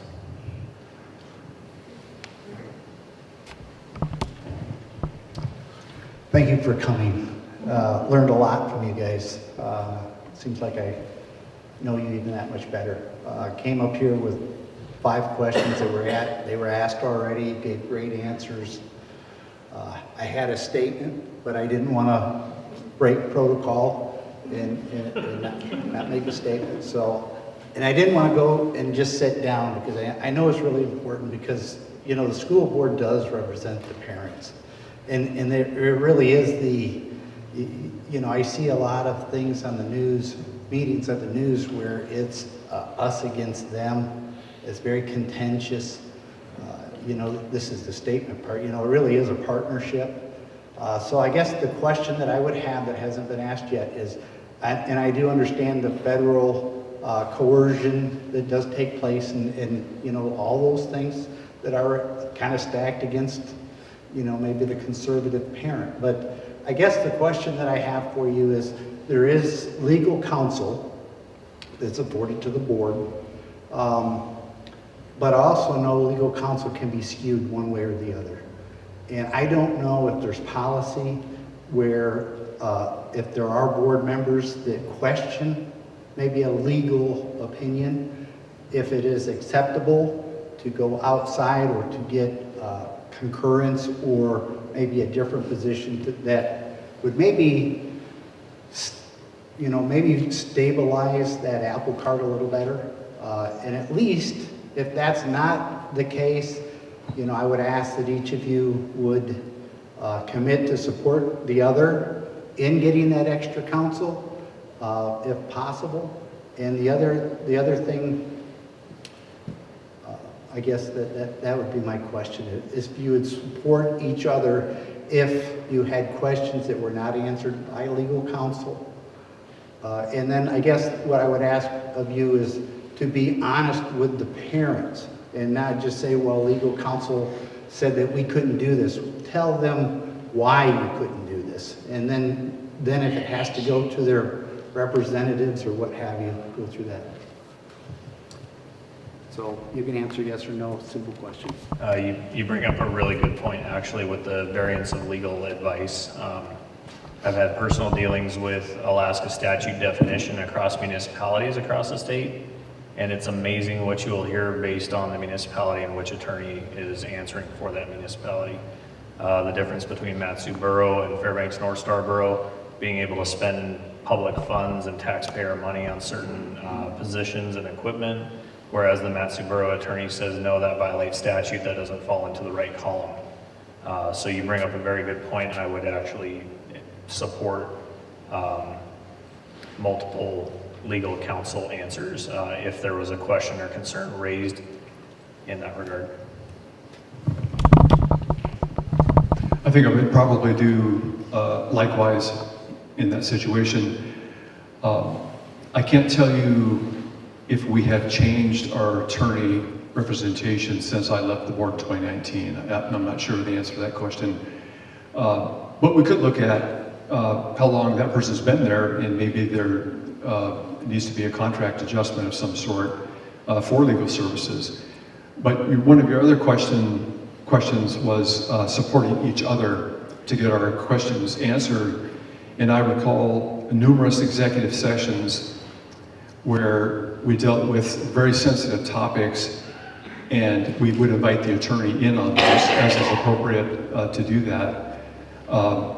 And I just remember always trying to emerge from that room with everybody having all of their answers, or excuse me, all of their questions answered about that topic, or all of their opinions heard on that, and to try to emerge with, at least a straw poll about how we feel about it, because we're going to see it on the agenda here potentially in a week or two. But just doing that and acting as a board. So if they emerge and I didn't agree with the decision, but I had all of my questions answered, I still will support what the board's decision is or was for that. So I think there's a collegiality that goes on with the school board that I have experienced in the past with that. And if elected again, I would assume the same thing on that. I would support that. I think we all know that legal opinions can be wildly different on the same thing, and it would be wise for all of us to look at the laws ourselves and study it and seek opinions of more than one person and discuss with each other. Like we're talking about, we want to be a team, and if we can work together as a team, we're going to be far more successful than we're all individual agents. Outside of that, we're still representing our districts and those interests, but if anyone had a question, I don't think there's anything wrong with seeking legal counsel about how they interpret that. We should all be familiarizing ourselves with the laws in Alaska and federally to protect ourselves and to be well educated, and it's not an easy task. It's certainly not a small task. So I would absolutely support that. Right, and I think part of that question also went towards transparency, like what is the reason for this? And I do think that the public has a right to know those things. Like that decision was made because we were told by our legal experts that this is the law. I mean, and then what, the public could investigate it themselves more if they felt like they needed to. But I do think that sometimes decisions are made by suggestion from attorneys, and the public doesn't understand why that policy was made or something like that. And part of those things is happening in the social sphere right now. So that's right. I make this very easy for you guys. You could vote yes, or keep your hand down, and that means no. When I went back to school a few years ago, one professor said most parents are good enough. And I'll remind you that values are subjective. How do you feel about establishing boundaries that these are not your children, they are ours? Could that become something the board established? Yes or no? Yes? Raise your hand. I'm not sure of the question. I They're want not to your know, children? you called them our children. These were my children. Okay, and I hear that a lot I hear that a lot from educators. Yeah. I would like to see some boundaries implemented by the board. If you support a formal boundary saying you are employees and educators and these are not your children, raise your hand. Absolutely. The parents are the parents. And can I just clarify, if I said our children? Because it's already 9 o'clock. Oh, I'm sorry, okay. So in the fall of 2018, trans had to use the staff or nurses' bathrooms. What changed, and would you be willing to dig into that and expose that? Yes or no? What changed? Yes, no, just yes or no. Are you willing to expose whoever changed this policy from 2018, where we ended up with the mess we had? Okay, the policy was in 2015. No, but in 2018, when I was subbing at the tech school, the trans students had to use the staff or nurses' bathrooms. Oh, okay, so that's good information, because the policy was in place back in 2015, so they just weren't following it until 2018, Yeah, that's what but you're saying. let's dig into this. So, are you willing to dig in and we want to expose? figure out why that has Yes, let's started expose happening. the Oh, players. yeah. I'm So all are about you figuring it out, yes?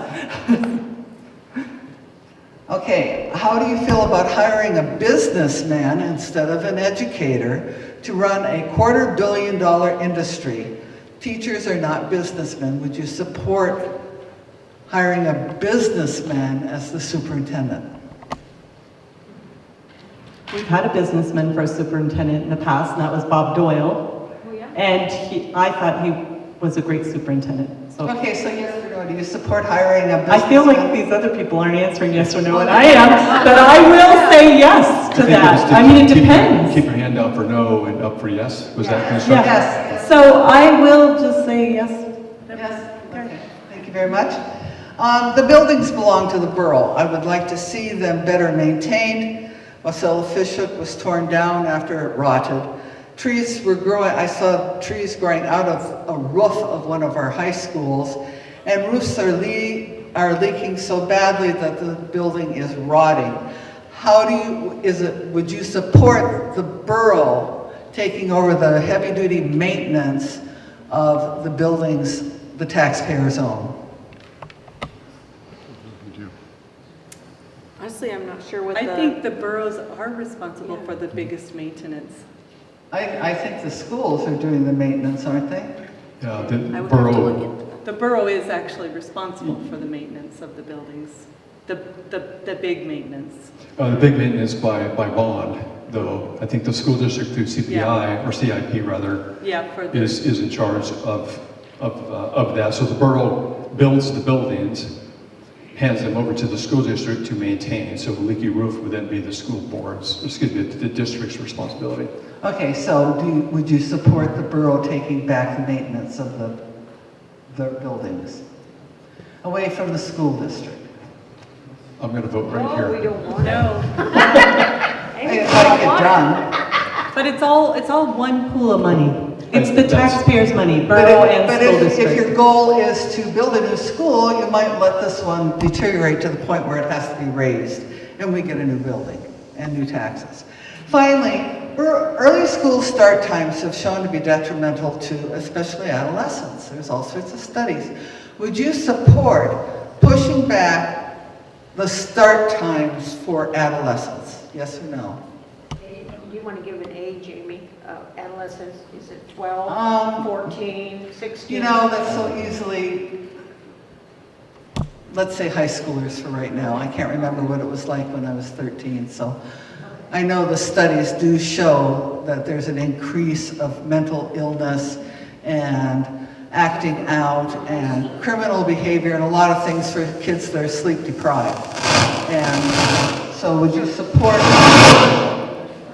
pushing back school start times for adolescents? Yeah, there's a lot of issues there because of after school working. Well, if they start later, a lot of those kids wouldn't be able to work after school or have athletics or sports. I mean, that's been a discussion a lot in the school district over the years, so. If I could just speak to my personal experience of having a high schooler, having an early start time to school means he goes to bed earlier, and he takes that responsibility on himself because he knows he needs his sleep in order to operate the next day. So it's actually resulted in him making sure he's home and in bed at a reasonable time. And teaching life skills. Well, but that's when you graduate from high school, you don't get to get up at 10. It's the chemistry of what happens in adolescence that they generally are not ready to sleep until 11 p.m. So, I mean, this is just study after study after study. I didn't do them. So anyway, those were my questions, and thank you very much. After this will wrap it up. You're already Ed, he had a question as well. You want a question? I'm in line behind him. Okay. Hi, Dana Raffaello. I got one quick question after listening to everybody with the great conversations here, especially about the state law. With the state law, you made a comment that we might be in the rear of some kind of law if we took out the social justice stuff. Could you explain why we should even be teaching that in the schools when that really belongs with the parents and the community? This way we could concentrate in the school on the math, the sciences, the languages, and the logic, because when I went to school, we had to do the logic. So my question is, what law do you think we would run into problems with? Is it Title IX? And if so, how can the Assembly help budget-wise to make up any kind of shortfall? So just to clarify, was this social emotional learning you were talking about as it relates to a state law? Right, the whole thing, okay. like with Conley High School, that Okay. whole social justice issue that everybody's been talking about, we don't want to need to rehash, just on the financial impact if we run into arrears and the administration says, okay, we're running afoul of Title IX, we're going to take away funding. How would you guys work on getting that funding back from the local communities or from the state? To compensate for the loss. Right. Yeah, I don't have a clear answer to that. I know school funding is hard to come by. The Matsu Borough funds 70% of the cap, I think, which is an increase, I think, this year than it was last year. So we certainly appreciate that. If you look at Luke's budget numbers for the projection, we are going to be in really bad trouble in '25. Really bad trouble. We've had a structural deficit in our budget ever since I was aware of the budget, back when my kids were in school. Does that come from the taxpayers? Does that come from oil money? Does that come? I think that the state of Alaska is probably going to have to do something like an endowment, potentially, to support education, because it's not coming from the local districts, especially our district, and I think Kenai are two of the lowest ones that, when you comparison to the cap. I think Anchorage is almost at 100% of the cap. Juneau is probably 80% of the cap, or 90% as well. So I think to break something loose, if we really had to find money, it may have to be a state solution to do that, because we wouldn't be the only district probably in that kind of trouble.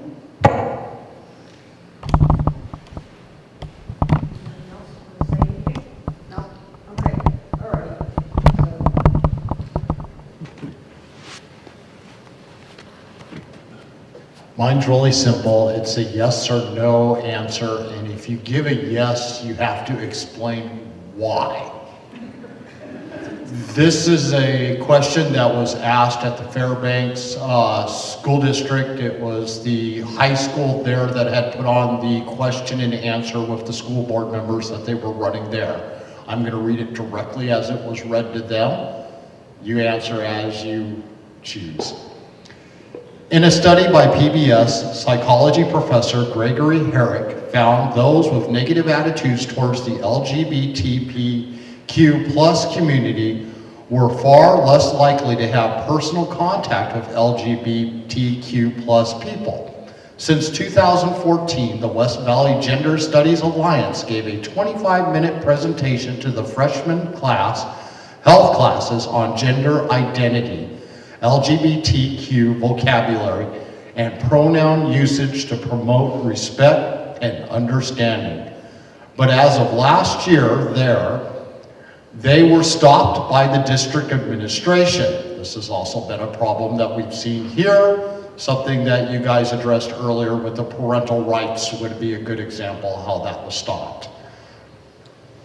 But as of last year, they were stopped by the administration. This has led to an increase in homophobic rhetoric at their school, simply due to people's inexperience. Are you in support of class presentations being reinstated or instated here in the Matsu Valley? And if so, would you make sure of how would you make sure that that happened? No. No. No. No.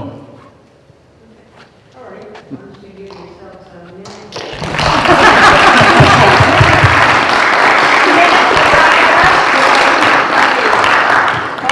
We're wrapping it up. We're wrapping it up.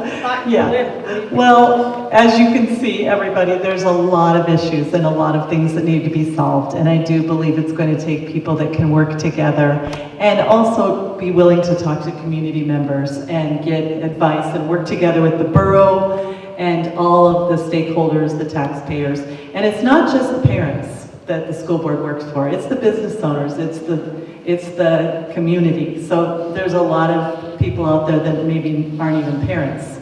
So we should represent all those people. So I absolutely agree. Thank you guys for coming out. This was a really interesting and wonderful experience for me, and I hope that we answered really thoroughly. You can contact me through my website or by email, and I'd love to get coffee. I'm probably going to be busy in about 2 weeks and take some time off, so you have a crunch time, and then maybe a month from now sometime. But I want to be a representative of the people, of the taxpayers, of the parents, and do what's best for the children. So I love to hear what everyone in the community has to say. So I appreciate the School of Government putting this on tonight. I really care a lot about this community. We are, my wife and I are going to end up in this community as retirees, and we want to be. We want our generations to grow up respecting one another and having the best darn education we can give them by us being our best selves as school board members. Our kids deserve that. They deserve absolutely no less. That's why you all are here tonight. That's why I'm up here. That's why the rest of us are up here, is to try to be part of doing that. The Matsu Borough School District has tremendous resource in its people. It's got tremendous resource in its facilities, the creative use of facilities, the creative use of all of the resources that we have in a respectful, inclusive way. If you read the mission of the school board, is that you help supervise the superintendent so all kids can be successful. And we have to underline all and remind ourselves that it is all of our kids. Social things are changing throughout our communities, throughout the nation. And they bring those social things as well as many other things into our schools. And how do we deal with them in a respectful manner? And that, I think, is part of what the school board should provide the leadership for. So I really appreciate your attendance tonight, and I know that you are just as passionate, or not more, about schools. So thank you very much. Thank you guys for coming out and hearing us tonight. I have a strong drive to get invested in this. Like I said earlier, I'm a little bit newer to the school district operations, but I have 5 kids that are in the district that I feel are being shortchanged. I've been seeing it for a couple of years at least now. I I feel I have a lot to bring to the table with my experience in city, municipal, borough municipal, and state government, serving on several boards at all levels. And I just want you to know that if I am privileged enough to hold this seat to provide that conduit for the taxpayers and the constituents and the parents to actually be the ones to run the school district policy, that's the fantastic part about this structure, is that it allows the parents and the end users of the system to actually put themselves in a place to voice for their constituents and their parents. And I would really appreciate and be honored to hold that if I could.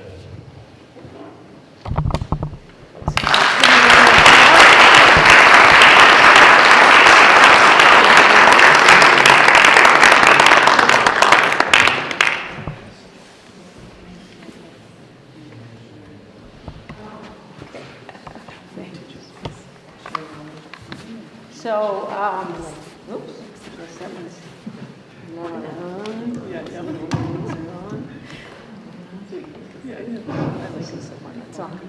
So anyway, yeah, I thank you also for coming. Does anybody, we already did have an announcements earlier, but does anybody else have any announcement? Oh, yes, okay.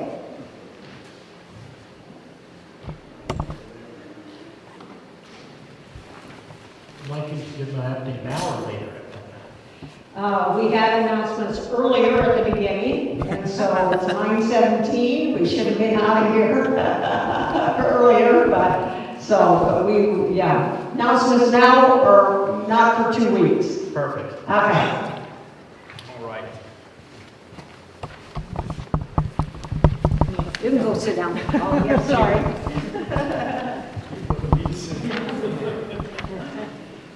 So each of the men and women who were just up here earlier, whether they realize it yet or not, have been applying for the position of heat shield. Because that's what we're going to ask them to be. We're going to ask them to be heat shield to protect our kids, to protect our parents and families from a relentless assault on almost every aspect of our way of life. And that will be consistent for every day that they're in office. And having been in office myself, I can say that from personal experience. For those who've been following the lawsuit against me, I wanted to remind each of you, and some of you may already have thought of this, but there were some people in Anchorage who were very offended at the way that you vote as Matsu residents, as conservatives. Very offended. They are incensed. You are hateful people. If you supported Trump, you were supporting a fascist president. You are, to some degree, a fascist yourself if you continue to do so. And that way of looking at life is very real. I interact with it. Let's see, the last call was I needed to be shot. I've gotten messages I need to be hung, other things like that. And what you see in the lawsuit against me right now is there was a former Mark Begich staffer who's been very offended that I'm in the legislature. And he's got a long list of votes that I've taken that are terrible and horrible on behalf of my constituents here in Wasilla. And there are others who have come together to, well, they tried to support someone else for office, but they have formally acknowledged that the voters in my district are just plain bad. So winning at the next election is not in their playbook. So now they've taken their plan to the courts, and they found an Anchorage judge and an Anchorage attorney, well, an attorney that works in Anchorage, and an Anchorage resident in the former Baker staffer and some others, to now put forward this lawsuit. And the lawsuit is interesting, not just for my race, but frankly, all of the races here in the Valley. This was the first complaint that was filed against me. You can see that's one of many. They were all declined by the Division of Elections because they don't follow the law. The law right now is that if you live in Wasilla, you get to select your representative, whether Anchorage likes it or not. They would like to change that. And so now they are retooling our entire election process so that someone in Anchorage, or any other part of the state, not my district, the person who's filed the campaign against me to keep me from running for office isn't in the district that I'm running for in November. But is very happy that the judge has said that based on his complaint, they're going to table my election if I win until after they can deal a trial, and I have to prevail in the trial before my votes can be counted, I can be reelected. That is what being a human heat shield means right now. I know that more so than some others. You know, when CPAC does their grading of all the legislators in Alaska, every year they've marked me the most conservative. I'm the only returning legislator with 100% conservative voting record. And that, I will say, is probably a low bar. They're not asking for really, really tough votes, just very general conservative votes for the most part. And so what you see here, they're asking the judge to make a decision about a candidate before they're elected, or after, but in this case before, and judge whether or not they are appropriately loyal to the Constitution. So that if the judge says that they're not appropriately loyal to the Constitution, then you can be protected from having to vote for or against that person. That is what is being argued for in my trial coming up. And so, is that just going to affect me? Well, obviously it affects me, it affects my constituents, but it's more than that. This is a new way of allowing people in Anchorage or Fairbanks or somewhere else, if they're offended with a particular candidate running for office, a particular legislator serving in office, they will now be able, according to this judge, to go to a judge, maybe this judge, maybe a different judge, and say, Judge, we don't like this person. We want you to have a trial to determine if they are loyal to the Constitution or not. Now, this has nothing to do with whether they actually are loyal to the Constitution. I just realized you can have someone who is 100% loyal to the Constitution, they can file a complaint, they can drag you into court, and then in effect make you prove that you're loyal to the Constitution. If you run for office, they could do it to you. If you're serving in office, they could do it to you.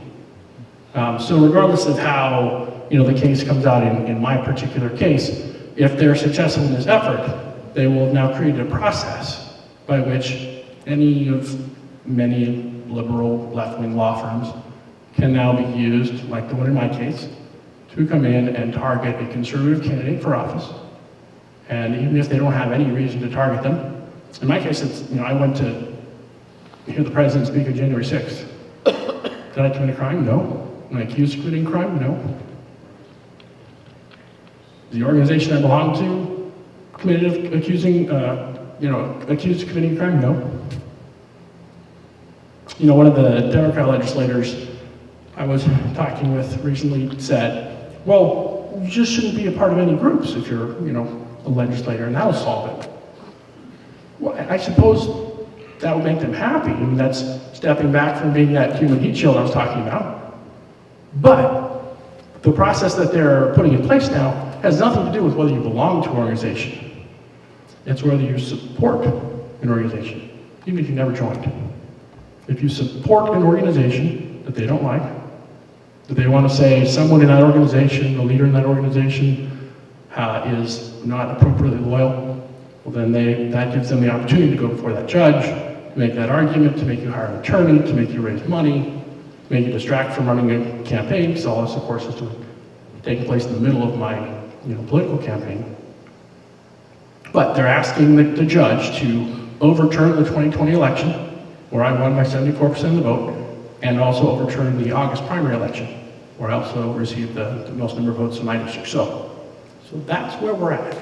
I say that to you right now, not to ask for sympathy, but to ask for your support, because I'm on the front lines here, and this is a battle that we cannot lose. I didn't file the lawsuit, didn't ask for a lawsuit. I won my election, that was it. I won my election, and I'm a conservative. And that's why I'm standing before you tonight. So, if this is something that matters to you, I invited the legislature to have a say in this lawsuit, They declined. They want me to go it alone, me and my attorney, Joe Miller. So, on behalf of conservatives who would like to not see this happen for future elections in Alaska, I would ask for your financial support so that I can pay my attorney so that we can prevail and keep this from ever happening again. Thank you.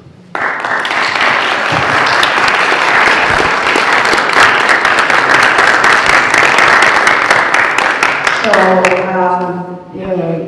go ahead, we're gonna say a closing prayer, so we'd like if everybody would stay for a few minutes, please, and I'll go ahead and stand. And Daniel, can you put up the flyer for us?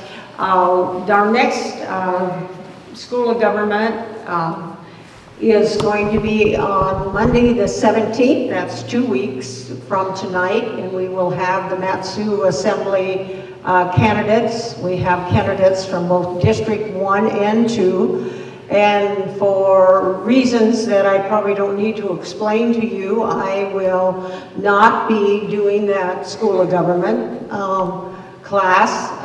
CJ and Eric will be doing it. I will not be here because I just don't feel that that's... Yeah, thanks a lot, Pat. And so, but I don't feel that it's appropriate for me, because who's ever elected, I will, be working with them, and I don't want to, because as you see, sometimes I ask people to get to the question and things like that, and I don't want there to be anything say, well, she did that for candidate A, but then she let the question to candidate B, so I don't want any reflection like that at all. And so for the first time in almost 2 years, we will not be here, but CJ and Eric will be here. It'll be the same. And then, because as you know, one of the mission parts is to get involved, we will not be having the next one would actually be on Halloween. We're not going to do that one. And then the next one after that would be November 7th, which I encourage you to be out with a sign or on the phone or your checkbook out or something supporting some candidates. That's where you get involved. So then it'll be 2 weeks after that we'll have our next meeting after we do the one on the 17th. That'll be the 21st, and hopefully we'll be able to have some victory. I don't know exactly what. Maybe we'll have a big, pre-Thanksgiving party or something, congratulating all of the people that you supported that won or maybe didn't win or whatever. But anyway, and again, thank you for coming. Let me go ahead and close in prayer. So Lord, again, we thank you for this great country, Lord, that you have given us, Lord, that we appreciate the fact, Lord, that you have set us here to make a difference, Lord, that, Lord, you have put in our hearts, Lord, the right and the wrong, and you have put that into us regarding to take the stand, Lord, to correct and to enforce what we feel as righteous laws. And so, Lord, we ask you again to work with each one of us to complete the plan and purpose that you have created within our lives. In Jesus' name, amen. Amen. Thank you, Edna. You wanted to make an announcement? Oh, you want to make an announcement? Oh, well, hurry up. Oh.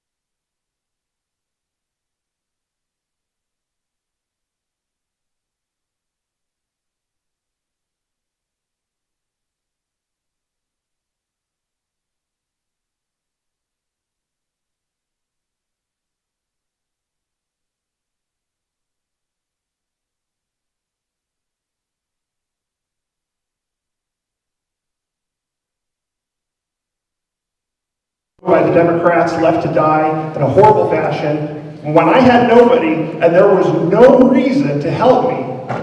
Who was it that advised that I come here but the man that I was sent against before, who had no reason to help me? He could have just, every reason to be upset with me, could have just ignored me. He told me about this. He gave me new people to meet.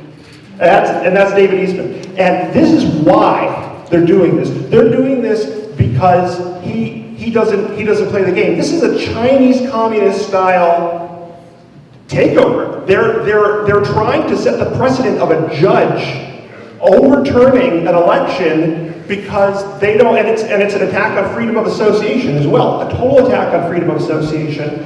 It's mind-boggling. It's horrifying. They're doing it now. Those Democrats who said, "Oh well, just don't belong to an association." If they were really about overthrowing the government, like they say, then it wouldn't apply to them.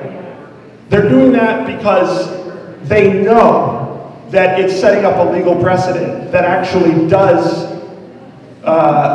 give judges the power of opinion to decide whether or not a candidate is elected. So I just wanted to say, for those of you here who are interested in this, I'm going to be working my butt off for the next, for October through November. I'm going to be trying to reactivate no 501c4. I'm going to be doing everything I possibly can because this is, it's happening all over. This is Hong Kong coming to Alaska. It's really bad. So I just wanted to speak out in support of David there. Thank you. Thank you.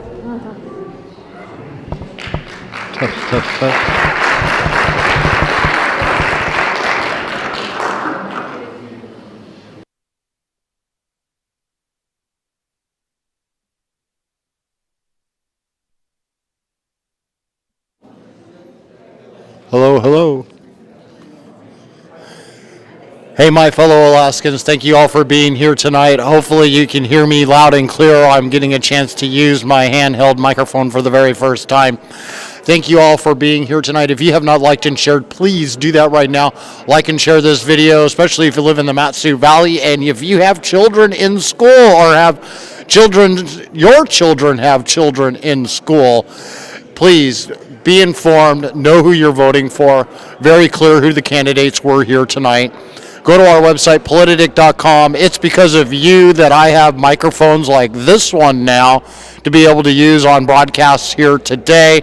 The quality, high quality studio sound that you got was because of your guys' donations. See the video that was made just before this one today, and you'll be able to get a good look at the rig that your support was able to be able to get put together. We want to build more of these rigs, and we want to be able to have them sitting around all over the state doing and live streaming school board assembly meetings,